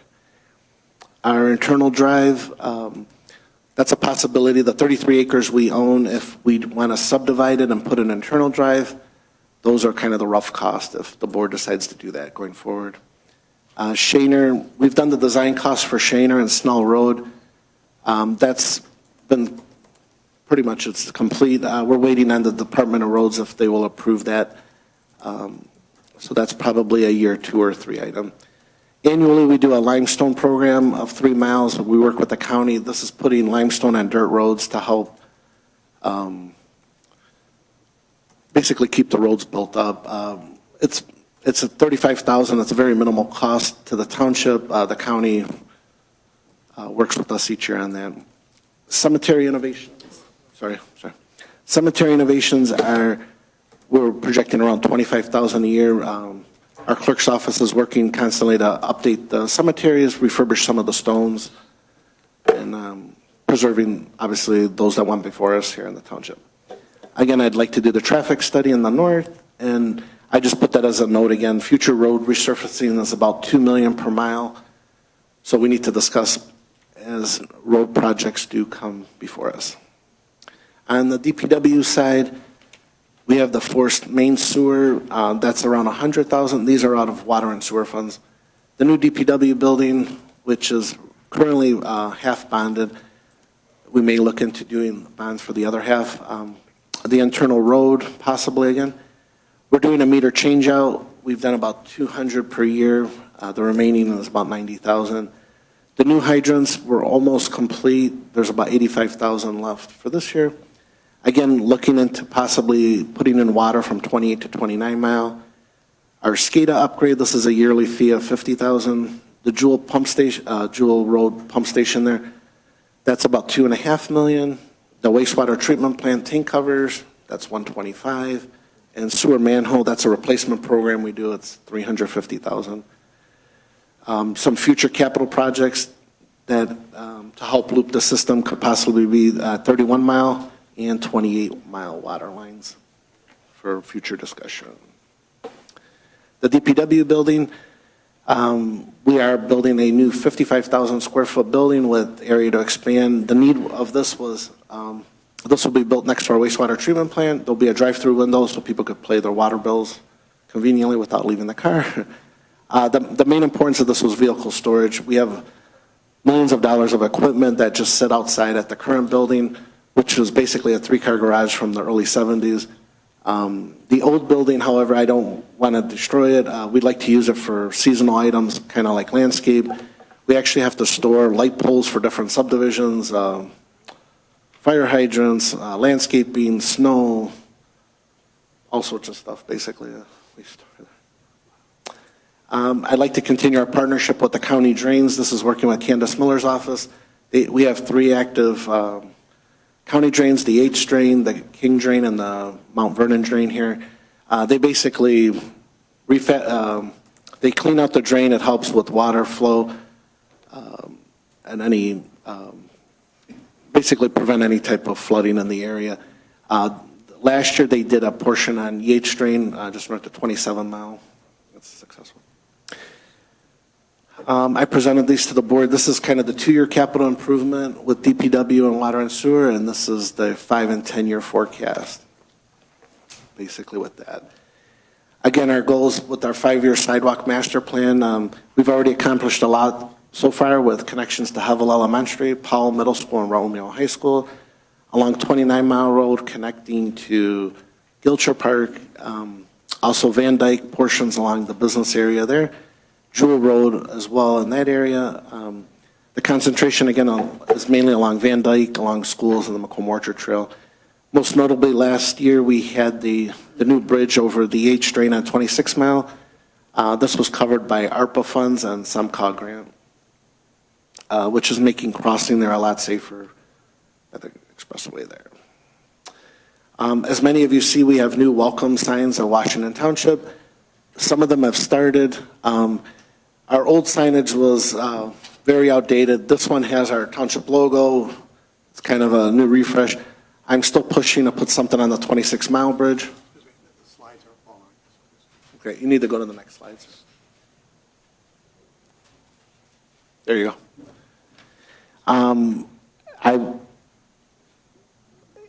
go. So basically, this is our wayfinding program. So you'll see, like, basically the sign as you see here. Giffords and Webster came up and designed these. They came out really nice. We even put one on the bridge there at 26 Mile. I would like to continue to expand the Adopt a Spot. We do have some landscapers that help adapt one of these sections and help dress it up. I want to thank, talking about Marino's Landscape takes care of our municipal parking lot. They keep it up. They do a spring cleanup, a fall cleanup, and they met with Three Feathers Painting. They actually painted the brick wall. They really updated it, and it looked really nice and with no cost to the township. As everyone knows, preserving green space is a big passion of mine, not only with just the Hawks Acres that we bought, which was 27 acres, but the big thing was saving the Thornton Schoolhouse this past year. We purchased that. We did move it to the 5 acres, about eighth of a mile down. The property where it sits at was under an eighth of an acre. There was no room for parking or putting septic fields, so we moved it to the 5-acre parcel. The Romeo High School Trades Department is handling all the upgrades, and the project should be done by next summer. So I'm really excited to see them work with this. And the park was also designed by the Romeo High School Architecture Program. So this is the oldest piece of Washington Township history, so I'm glad the board, we all voted to preserve this piece of history for another 200 ago. I'm really hoping it's done by next summer because that's our 200th anniversary, so it'll be nice to celebrate there. With that, we will review our minor funds, our general fund, our fire and ambulance, and enterprise funds. Our minor funds begin with street lighting assessment. These are subdivisions that when they were built, they could not have a contract with DTE, so the lighting bills actually ran through the township. So basically, the people that live in these subdivisions, basically, they pay for their lighting bill through their winter tax, and then when we collect the money, we pay DTE. This has gone away the past 11, 12 years. DTE now deals directly with HOAs directly. We are reaching out to these subdivisions if they'd like to go and work directly. It would make our bookkeeping a little bit easier. There's no gain or loss on this account. It's basically a pass-through. The liquor fund, we have 3 remaining liquor licenses in the township. This is basically the fund that helps control it. The police department monitors the ones with the liquor license once a month to ensure, and that's this fund. There's no big increase or decrease with this. Our sidewalk fund, this is the sidewalk fund for municipal-owned township property. I'm showing no projected increase or decrease. I'm keeping it consistent, as we discussed in the workshops. We do have a couple spots on, we have a parcel on Pilgrim Street that needs some updating this year, so we need to fix. The police fund, as I mentioned, we continue to operate under millage. The only projected increase I projected was the 2 e-bikes, which is about $11,000 total. Each bike is around a little over $5,000 each. This will give the policemen more options while on duty to help patrol. Again, both the Orchard Trail. There's a lot of vandalism that happens at some of the restrooms in different areas, and try to help police that area. Capital fund, this year I'm not showing a lot of capital increase. The big thing again is working with our, we have a lot of bond work to work with the 2 buildings we're building, but continue to tidy up some of the sidewalk gaps and work with the grants that we have. We also got approved for a crosswalk grant. We're going to have new crosswalks that we got grant funding at each of the trails with the Orchard Trail, so on West Road, 30 mile, 31 mile. There'll be a crossing at Gilcher Park and a crossing here in front of the building. And this is kind of a breakdown of that. Our cable fund, this is our Channel 6 WBRW, Channel 6. Our franchise fees, they continue to diminish, reduce each year at about 2 to 3%. This past year was a little bit bigger decrease at about, I think it was around 5 to 8%, 5 to 7% around there. I'm showing it kind of plateauing over the next 2 years from what I'm being told. Our cable television is under Michigan Community Media. They're requesting, again, the other finance sources, which is the use of the fund balance. These is part of the franchise fees that people pay through their AT&T or Comcast. They're requesting a $45,000 use of the fund balance to help them this year. We also are exploring, we do have 4 members in the staff. We don't offer any health insurance. To do an 80-20 split, we're looking at pricing. Again, that adds up to it's around $80,000. So I need the board to consider those 2 additions to this minor fund. The fire and ambulance fund. We're showing no increase in personnel this year. We are fully staffed at all 3 stations. The current Fire Station 2 will eventually go into the new Fire Station 2. The old Fire Station 2 will become the Macomb County Sheriff's substation. Currently, they're sharing at Fire Station 1. It's kind of growing pains. This will give the police station at Fire Station 1, area to expand. Also, a great area to, if anyone wants to do police reports. And Fire Station 1, I'm showing year 1, they need a new roof. That's about $240,000. And then year 2 to update the cabinets are getting old already. They're showing that at about $60,000 there.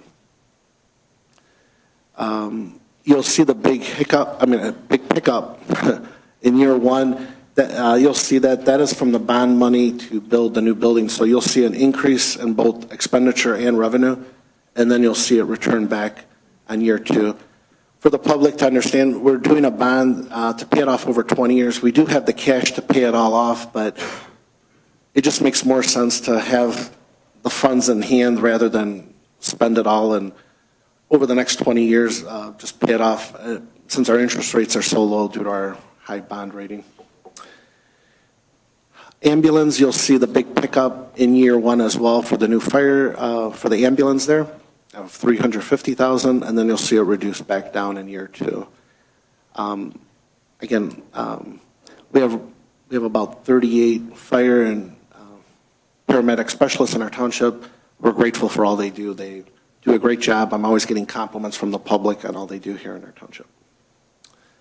Enterprise funds, our building department, as I discussed earlier, I'm showing pretty consistent at about 100 permits a year.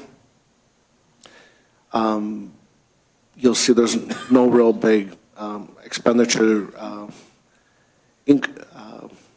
increase. The only increases you'll see in every budget is the 3% cost of living increase per the union contracts, and the medical usually goes up around 10% a year. Those are the 2 driving factors in most of the budgets here. Our DPW as well, you'll see we show both strong fund balances in both accounts coming up. And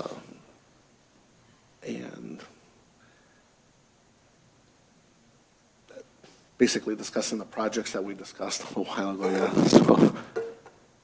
So, sorry, we went through a lot of this in the workshop. That's why if anybody's got certain questions, just stop me. The big thing is our general fund overview. This is the 0.05% of our tax that we collect. As you'll see, our tax collection, you'll see increases slightly year to year because of values increase. But you'll see the state share revenue actually is going to take a huge decrease this year because of the new state share revenue is taken away from all the municipalities. I am still showing a pretty modest budget. I continue to always operate, obviously, we continue to operate below budget and below millage. So I'm showing basically a fund balance in year 1 of about $227,000 and year 2 at about $431,000. Basically, this will help rebuild our fund balance as always. There's no increase in personnel these years. Year 1, you'll see we'll have a little increase because we have an upcoming election this summer and fall. So there's more expense because of election needs. And then you'll see it reduce back down in the off year. That happens every other year because of elections. We did shift a couple personnel, so you'll see a couple. We're sharing one of the staff member between assessing and planning and zoning.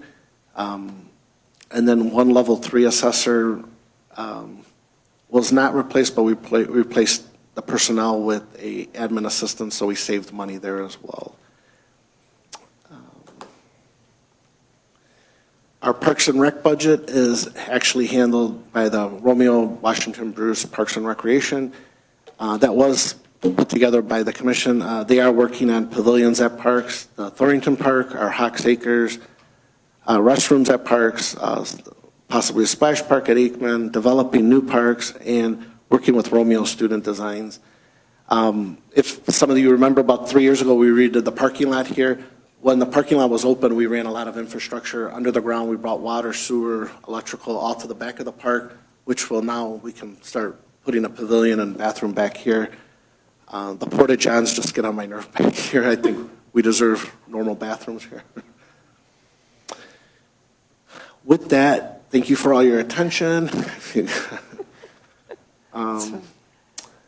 Our budget adoption will be at the March 18th meeting, at which time I'm going to be emailing the whole board more details of all this so you guys can look at it more.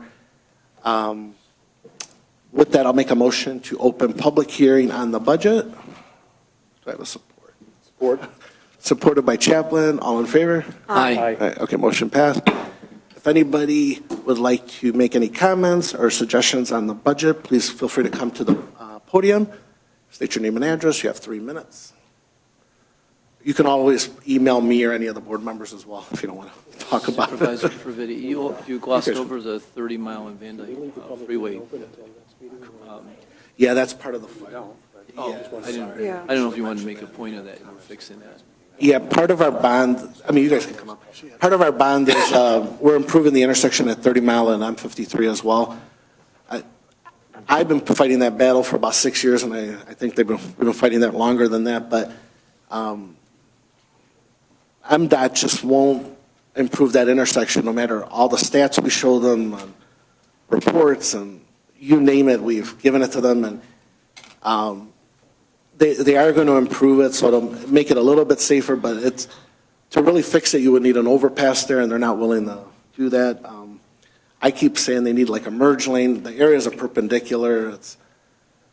It's just a rough corner as the area built up. I know Clerk Brown this past summer, she did a special workshop to talk about it. The traffic's just obviously built up over the years, and that intersection's, of course, it's our number. 30 Van Dyke and 30 and 53 continue to be our #1 intersections with issues. So we're hoping that the improvements they're letting us do, that it'll help improve that intersection. But I know I cringe driving at that intersection, but it's a tough intersection there. Anything else? Yeah. I'll bite. My name is Camille Allensworth. I live over here across from Van Dyke. I just want to say I really appreciate that the #1 priority is to preserve the rural character of the township. And yeah, I hope that we continue to see that in the budget plans and everything else that comes up. I just have a couple of comments. So I saw that you had the chart talking about how the single home permit permit numbers have decreased over the years. What happened with the multi-family homes? Like, you didn't show that. Have they also decreased, or are they the same? They count them as, so like if there is let's say a condo and there's 4 units, they're each counted as one. Single? Okay. So it takes them both into account, sorry. Okay. Yeah, that's okay.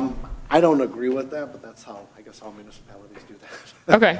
Yeah. I mean, but yeah, like if we were to build an apartment building, each apartment has its own. Right, Dina? Yeah.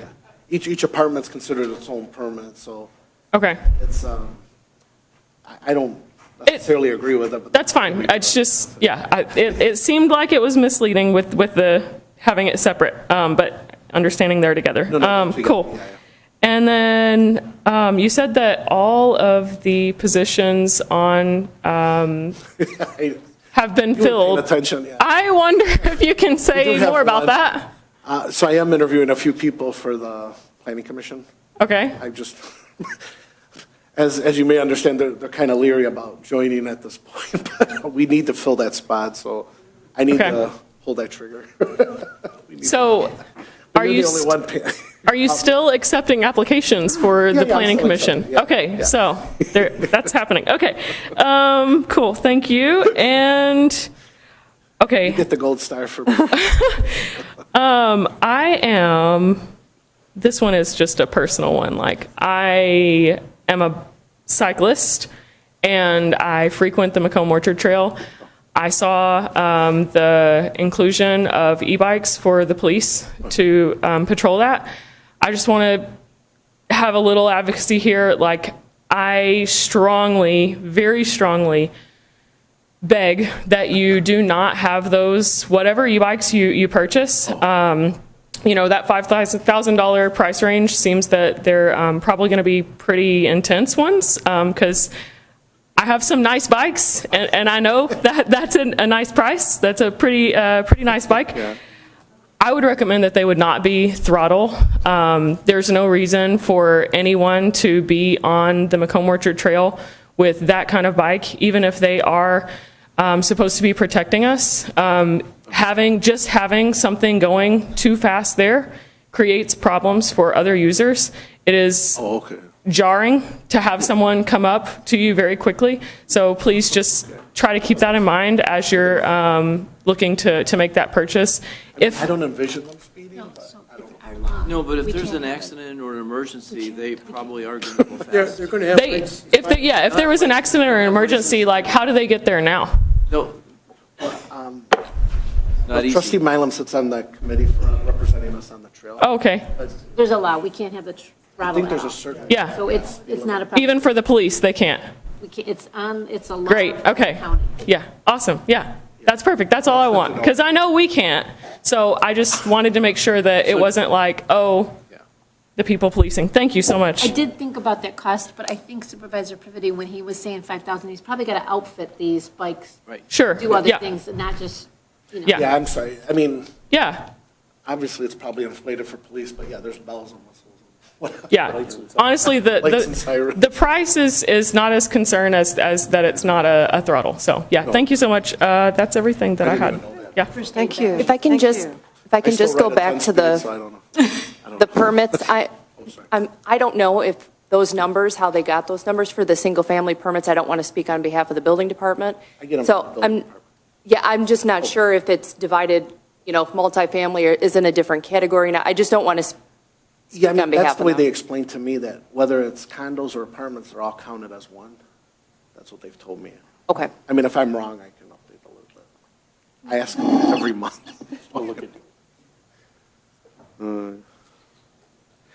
I have another slide, but it does show, like, we have subcontractors that do our mechanical, electrical, and plumbing inspection, and you see that trend following with the permits as well, so they kind of go in line. But a lot of, we do get a lot of miscellaneous permits. Those are people that are improving, like decks and pools or any type of, or finishing basements. That's a whole nother beast. There's more permits with that. Any other comment? Otherwise, I make a motion to close public hearing. Support. Supported by Dennis. All in favor? Aye. Aye. Any opposed? Motion passed. So you guys are all welcome to come March 18th. I'll be going over this again.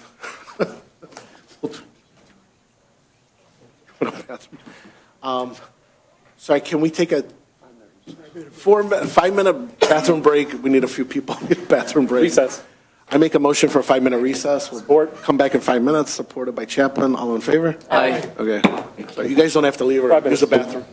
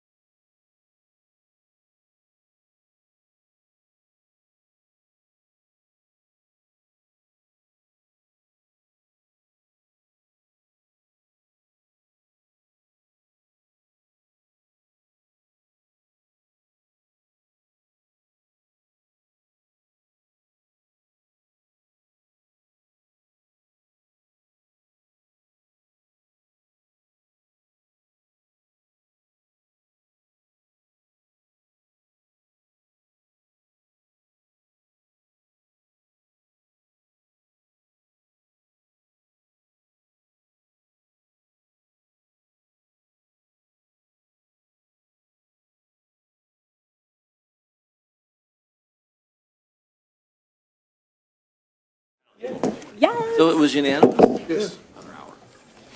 I still think my way. I voted no the first time. Everybody. I'm consistent. We all get IVs. Well, according to our attorney, he's not going to sue us. Took us all up to it. He's ready. Okay. I make a motion to go back into public session? Open session. Supported by Dennis, all in favor? Aye. Okay, motion passed. Next is comments from the audience on agenda or non-agenda items. You have 3 minutes. Please state your name and address. WBRW will throw the clock up. Hey, good evening, Board. Thank you. Hi, guys. Chris Judich, 31 Mile. I'm right here on Powell. So I just wanted to ask, real quick, as we saw how it went a little earlier, a little rough when we don't have exact ordinances in place regarding whether it's a rezoning or a specific development. So I just want to know, is it possible to, postpone any decisions based on, if someone's asking for a rezoning or development, anything, can you table that discussion until we have ordinances in place specific, to what they're asking for? For exactly, high energy intense industries. That's what I really want to know. If, let's say if, Prologis, for example, we all know what's going on. If they happen to, ask for rezoning, are they going to be basing those requirements on what's currently in place for ordinances or what you guys will put into place in the future? If that's the case, I would just like to say, hey, you have to table that discussion until we have ordinances in place for high energy intense industries. That's kind of, what I'm curious about. What would they be, subject to? Current ordinances or, future as their application for rezoning or the development is, ongoing. That's kind of a question I really have. What they're held to, I guess, what standard. So Again, I can't really answer. It's still at the planning commission, but my guess is the planning commission would wait until the ordinance is done, but I can't put words in them. I don't know. yeah, I just didn't know if we could get an answer or who would even ask, what they're pretty much held liable to. If it's, current or what we have in the works as far as ordinances. That's kind of what I'd like to get cleared up, if that's possible. Thank you. Okay, thank you. Thanks, Chris. Thank you.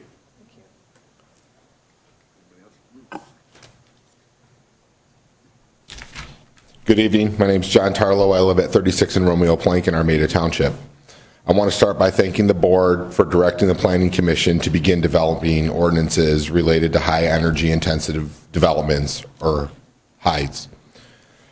Based on the research many of us in the community have been doing, this appears to be appropriate and responsible step for the township to take before considering any rezoning decisions.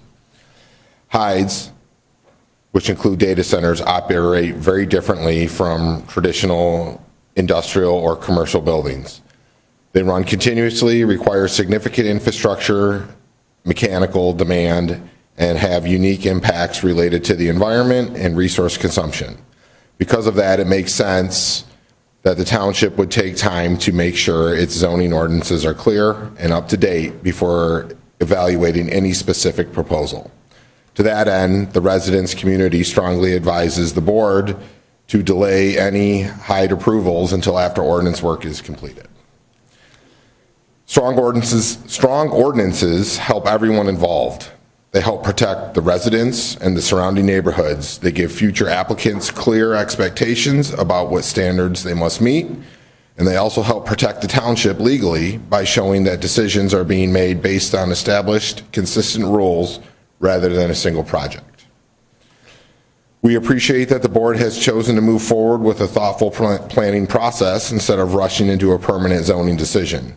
As the Planning Commission begins this work, the resident group encourages the township to look closely at standards related to infrastructure, capacity, resource consumption, and environmental impacts, as well as compatibility with nearby residential areas and schools.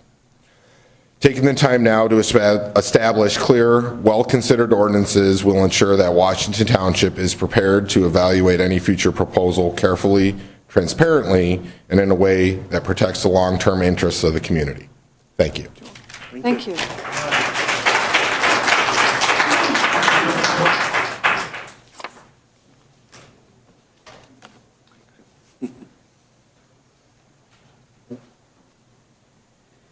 Good evening, Supervisor Praviti and members of the board. My name is Shannon Doolin. I live at 6958 West Pebble Park Circle in West Bloomfield. I'm actually here representing Comcast. I'm the new Director of Government and Community Affairs. I sent an introductory email, but just wanted to take an opportunity to come and introduce myself formally and allow an opportunity to put a face with the name. If I can be of assistance, anything Comcast related, please don't hesitate to reach out. Happy to help and looking forward to working with each of you. Thank you. Appreciate you coming out. Thank you. Thank you. Thanks for the email. Thank you. I have some information if I can. Yeah, Sure, that'd be great. Thank you. We need more Comcast stuff. Yes, thank you. Yeah, we'll Get a lot of pass. complaints.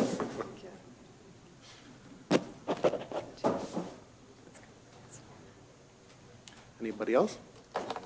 Cecilia's. Can you see okay, Jen? Yeah, I can. Hi, Cecilia Simonson, 11370 Juliet. You said agenda and non-agenda, so excellent. I want to go to the budget for but a moment. Are those revised numbers on the stoplight at 26 and Hayes, is that revised now to not include Ray Township at 84,000? Yeah, it should have been, sorry, do you have other stuff? I'll let you finish. No, that's number one. Okay, well, I'll let you finish. Okay, number two, it was mentioning gravel on some of the dirt roads.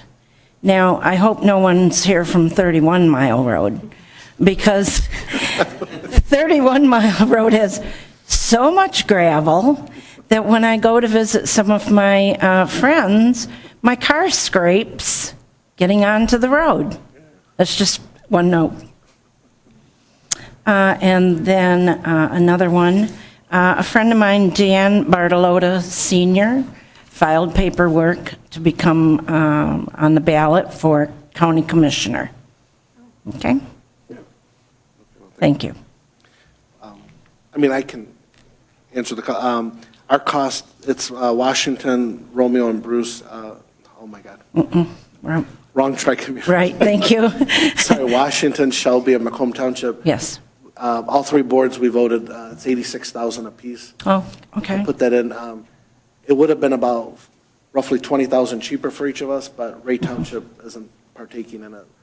So the 86, the good news is it's cheaper than what we projected. We projected 100,000 apiece.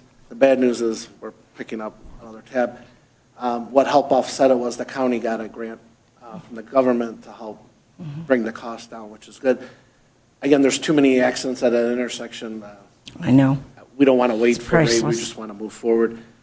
In fact, I just got this about 5 o'clock. At April 29th, at the Macomb Township or Township Hall, they're going to do basically a community workshop. Anybody's welcome to go. They're going to talk about the intersection. So I'll advertise it and send out notice. I don't know the time yet. I'm assuming in the evening. The gravel, that's, I know, a sore subject with our Richard, DPW. People love it or hate it, and it does cause issues when people back out. They try to pick a different road each year. That's under the county, but. Okay. And I'm going to repeat, I do not want an AI data center. And I think the most important.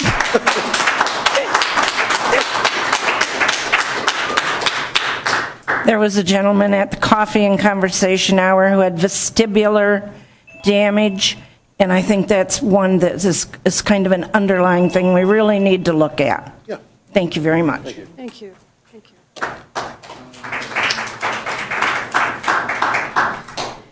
Hi, my name is Corinne Graper. I live at 31 Mile between Mound and Mount Vernon. Probably all know my address at this point. A few things. I had mentioned to some of you before, but I'll reiterate. Data centers come with energy generation now. If you heard the President's State of the Union speech, he talked about that, as well as private equity investors talk about that. So we aren't only going to get a data center, we are going to get an energy generation site if this goes forward. So our ordinances need to not only regulate data centers and high intensity water and energy usages, but energy generation as well. I spoke with my business associate who is an expert on data center development and equipment from a sustainability standpoint today. He let me know that the equipment continues to get better, will continue to get better over the years, and so they will be able to process more in a smaller space. What that means is that the facility size that gets built, whenever it does get built, if it gets built, hopefully it doesn't, the energy increase will increase over time for that footprint, right? Just like our phones can process more over time, right? So that's something else that we need to be aware of and take into consideration. He also said it takes about 7 to 10 years to fully build out a data center of that size, so we're going to be in construction for a very long time. Also wanted to ask why ordinance work is happening slowly and if we can accelerate this. I know this is a government entity and there are processes, but we all found this out on December 11th. Ordinance work could have started sooner, and we're now in a place where it's March, and they're supposed to come back in April, and we don't have ordinances in place. So anything that can be done to accelerate, I think, should be pushed to accelerate. To that end, the Stop the Data Center Residents group has secured an energy expert, a data center equipment expert, and a water expert, who, as well as a planning and zoning, somebody who has planning and zoning experience, who's helping us write ordinances right now. We will provide those to the Township and the Planning Committee to help as an independent third-party perspective, and hopefully will help accelerate your work to be able to move faster. I also want to state that consistency in decision-making is important, as we witnessed earlier today, right? So if the board chose to approve a rezoning for, say, a data center developer to change that land to IRT when it's currently zoned industrial, ag, and residential, and it's also inconsistent with the master plan, future master plan, that can come back to bite us many times over. Any other developer who comes back forward and you don't approve can sue us for exclusionary zoning, I believe, but please ask Mr. Siebert that, because he is the expert. But I believe if those decisions get made, you're going to be held to that, and all future boards are going to be held to that, right? And so you experienced that today. And then lastly, I want to note that on February 6th, Prologis lost a lawsuit for basically they improper use of their facilities. They let toxic sulfur gas out into the communities where they were at, and they lost a judgment on February 6th for billions of dollars. The city fined them for exposing the residents to toxic gas, and that is the facility that would be coming here. You can Google it. Thank you.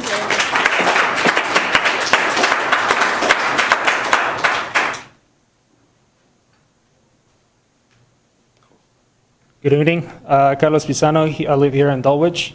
I just want to point out a few observations from the budget review, which I really appreciate the hard work that the chair and the members of the board do, and the achievements and the plans seem very nice and they're impressive. So, which I'm proud that Washington Township has one of the highest home values in the county. That's great news for us. And also appreciate that you're working hard to maintain the water prices by leveraging the water usage, putting that water deposit there. So I just want to point out that bringing the data center of this scale to the area, how would severely impact the achievements you have worked so hard to achieve. So you're working very hard already, and you're showing us, and you really want to show us that you're working to benefit the community. Think about all the work that you've placed already and how you can affect all the legacy that you place behind, because all that's just going to go away. So, thank you. Thank you.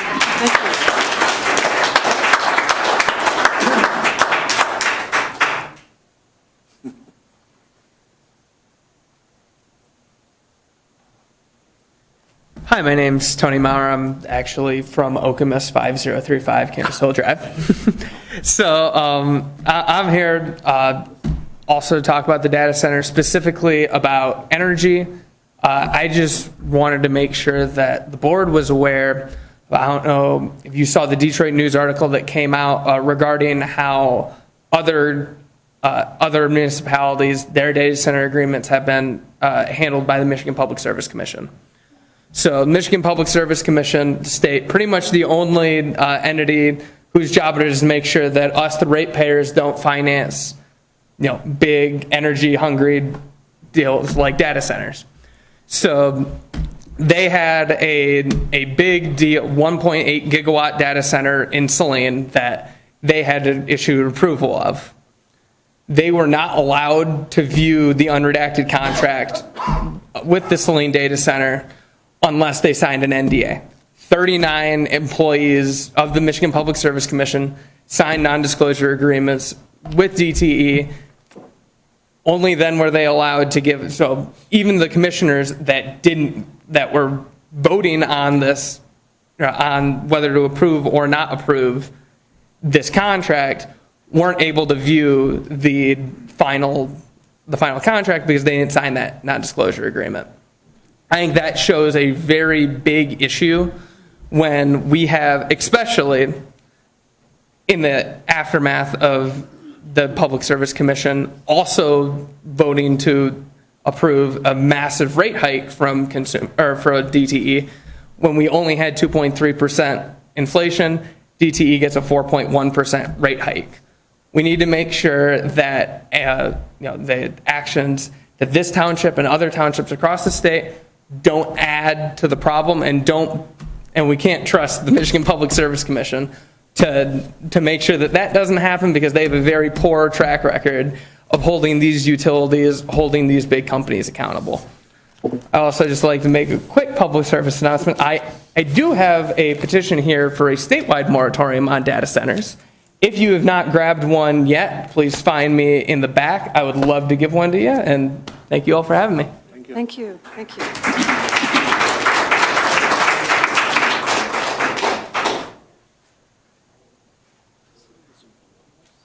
Anybody else?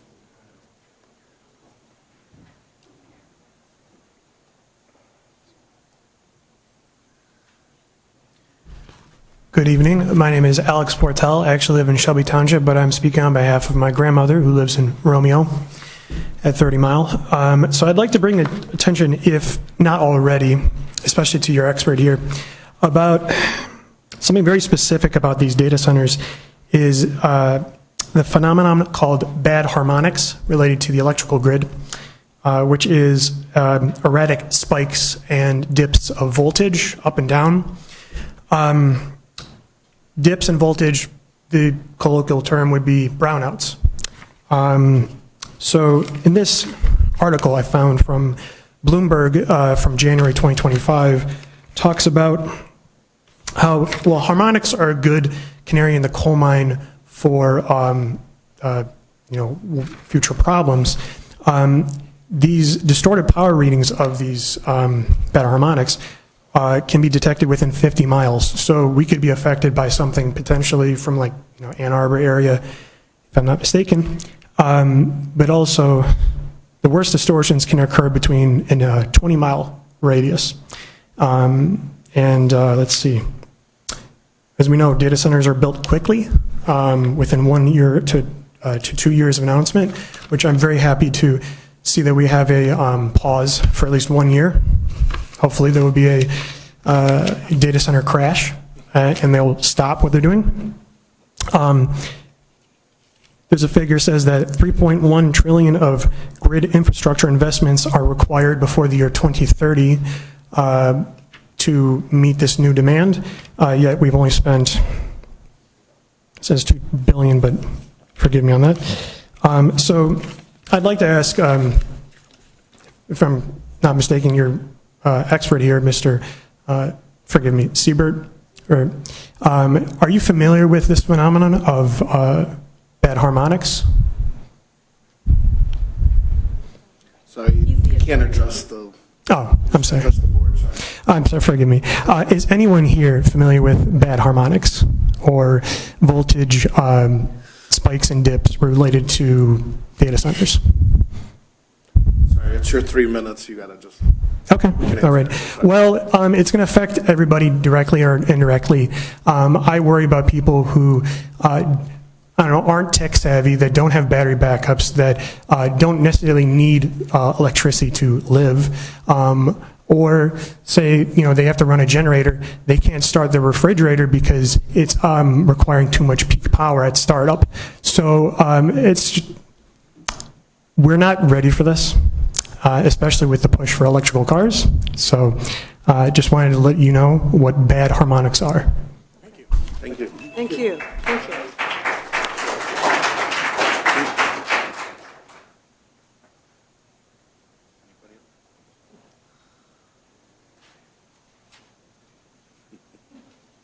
Breathe. You're fine. Thank you. That's always going to be the first thing I have to do, is always breathe, but I will definitely my name is Holly Bishop. I live at 33 in Powell. It would be 1 mile from the proposed area. I'm going to continue to come forward and just plead that you protect us with strong ordinances against large infrastructures, technical facilities, AI hyper data centers, data warehouses, data centers, whatever we're calling them. We know that they could be used with different terminology, but we know the extent of it, and I'd really appreciate if we have strong ordinances to protect us. I get confused because there's this article in Section 52 of the Michigan Constitution, which establishes that the conservation and development of natural resources are a paramount public concern for health, safety, and natural resources, and the general welfare of the people. It mandates that the legislator must provide for the protection of air, water, and other natural resources from pollution, impairment, and destruction. However, our basic needs and human rights with our air, water, and other natural resources from pollution go hand in hand with this proposal of a hyper data center. So I talk about just the quality of life is in jeopardy, and with the pollution and the constant unsafe levels of noise pollution, the water contamination, the crop and soil destruction. Every day there's residents coming forward that live near data centers and are reporting all these things. Some just noted that particulate matter was covering their property, which that person was 1.6 miles away. And again, I am 1 mile away. Four Corners in Romeo, not Washington, Romeo is under a mile away. There are multiple schools half mile to 3 miles away. People are just way too close for anybody to be comfortable. Also, there's a nursing home with assisted living, independent living, and skilled nursing, along with a proposed new inpatient hospital at 30 Mile. The noise alone will impair their ability to rest and heal, and then God forbid anything happens with the electricity, as they depend on the machines. And I've spoken with a couple of the nursing homes, which that is their biggest concern. The machines that they use are used to diagnose and treat and manage people's lives, which seem much more important than running machines to just cool machines that destroy communities. I know you guys definitely have a beautiful vision for Washington. It will not be beautiful with a data center. I promise. You talk about green space and pollution, they don't go together. Like immune-compromised children, they won't be able to go to that beautiful playground that you're proposing. I strongly can't say it enough. I really just can't have this data center at 1 mile from my home. Please, guys. Thank you so much for your time and everything that you do. Thank you. Thank you. Thank you.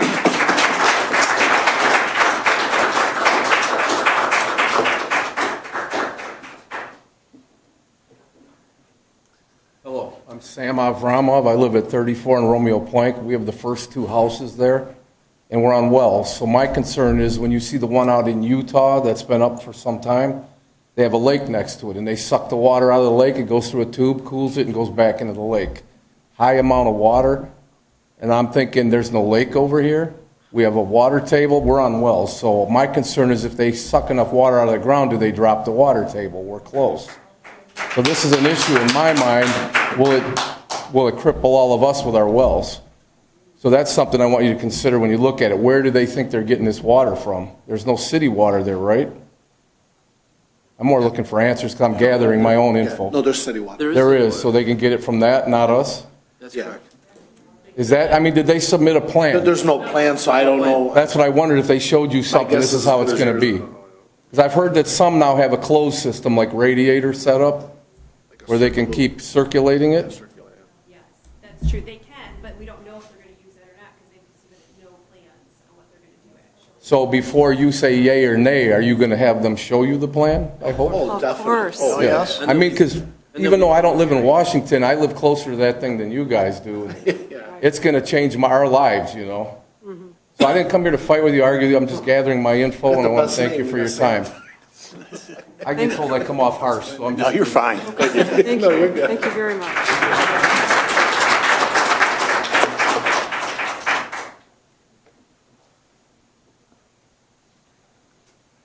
Hello, good evening. My name is Caitlin Russell, and I reside at 180 West Gate Street.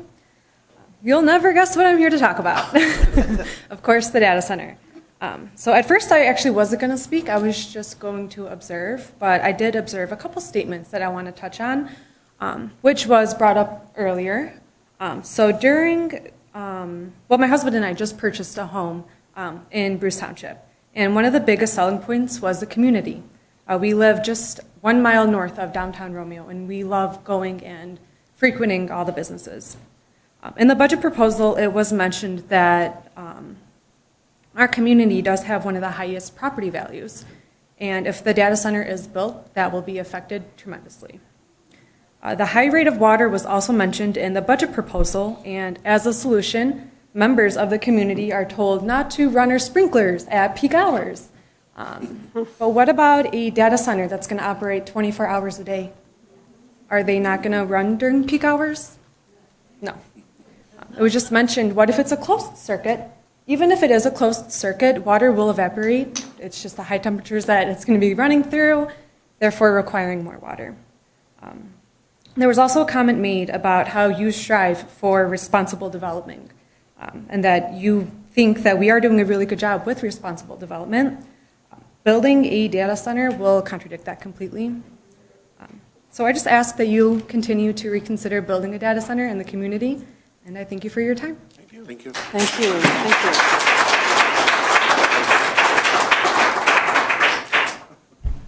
I'm really sorry I'm up here again. I'm Camille Allensworth, over on Dulwich. First, I just want to clarify, there is not a pause for a year. There is the proposal for this to go in become enacted at the state level. That is a proposal only. That's not true. So some of the things that I've been hearing from people I'm talking to about this, they're like, oh, I thought that was dead. I thought that they walked away. They're not going to actually try to go after this at all. So I just want to make sure that anyone watching knows that that is not the case. This is still an active thing, and the risk is not gone.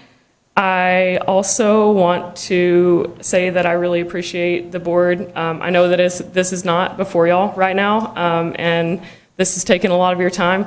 I think that you know that we're just trying to show that we really do care, not specifically for you, but you are the audience that can listen to it. So, and to that point, I would really like to encourage everyone to show up to the Planning Commission meeting where we actually can speak about this, and there's time for it. That's next Thursday at 6:30, Thursday, March 12th, 6:30. I will be here before. I've been to all of the meetings and been listening and bothering these guys for like months now. Thanks so much. Really appreciate y'all.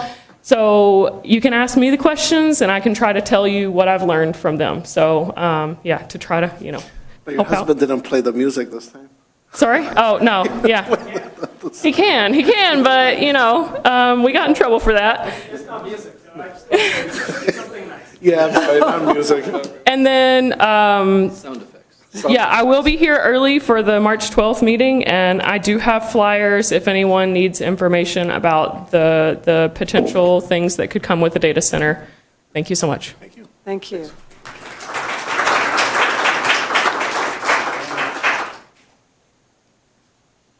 Anybody else? Anybody want to compliment the budget? Take the win. Sorry. They did. I'm joking. No. Take the I win. didn't get a lot of sleep. So excited. Yeah. Once. No way. I'm just joking, you can tell you. I use Google Slides. You did it on a manual typewriter using hemp paper. Oh, my God. Close the public, all right. No. Any other? Comments? Okay, then we'll close.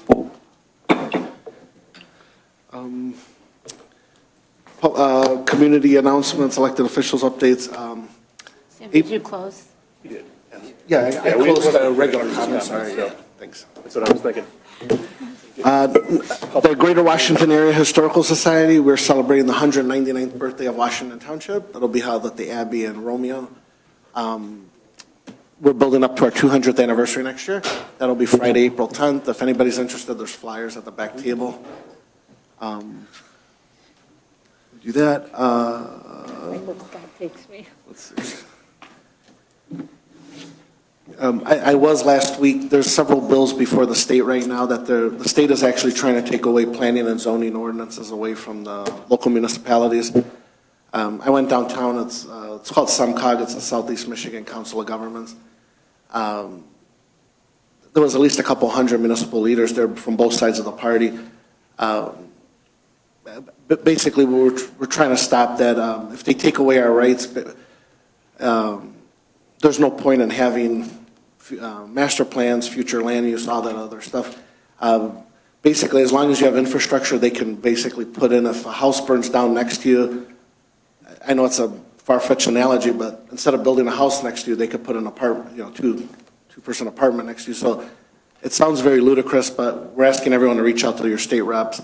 Our state rep is against it, but other state reps in Macomb County have, one of them actually partnered to propose this. So basically, if you'd like to reach out to your state official, even if it's Josh, our state representative, even though he's against it, it's good to hear from all of us that. I'm sorry, what? I don't want to make any allegations, but it seems like it's very lobbyist-driven. It's basically for the developers, basically, that they can cram in as many housing. They're masking it to make it affordable housing, which I get is a big need in the state and probably countrywide, obviously. But obviously, our municipality, for an example, we don't have infrastructure everywhere. You can't just start sticking an apartment building where there's no sewer. And for Lansing to come in and start doing that, that's just wrong. That doesn't make sense. And again, once developers work with the lobbyists in Lansing, our say is gone. There's no point to have a local township or city government, basically. But that's the long and short of it. You can look it up online. It explains it better than I can. Anyway. Okay. Go ahead. We collect about 98% of the taxes, which we normally, that's a good percentage that we do collect. Any unpaid taxes after this point will be turned over to the county. You'll have to contact the county after April the 1st, once the transition, because all the municipalities have to turn this over to the county in the month of March. So if they're unpaid, you'll have to contact the county to find out what your bill will be, because they're going to add on additional fees. During that time, I just want to say thanks to Lisa Halsey and Lexi Grass, Maddie, and Heather Berger, because there was a resident who was in Mexico with 5 properties here. And he was unable to make his taxes in a timely manner. So Heather and the rest of the team over here made exceptions to try to make sure that that resident could make the taxes on time. No fault of his own, he just happened to be on vacation, and with all the turmoil going down there, he couldn't get out. So we're thankful for those 4 people who helped make that work for that resident to make the payment on time.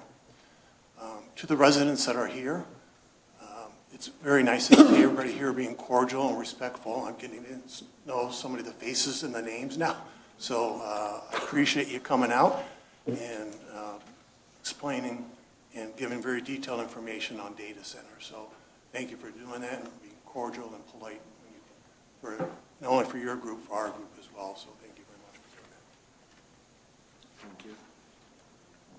And I have one update. The paper shredding and electronics recycling events have been scheduled. The first one is Saturday, May 9th, 9 a.m. to 12 noon. The second one, also paper shredding and electronics recycling, is September 19th, 9 a.m. to 12 noon. Saturday, August 8th, is our household hazardous waste event, also 9 a.m. to 12 p.m. Thank you. And as all of you probably know, March 12th is our planning commission meeting right here at 6:30. We'll open that wall. Yes. There'll be more room. We're expecting a bigger crowd.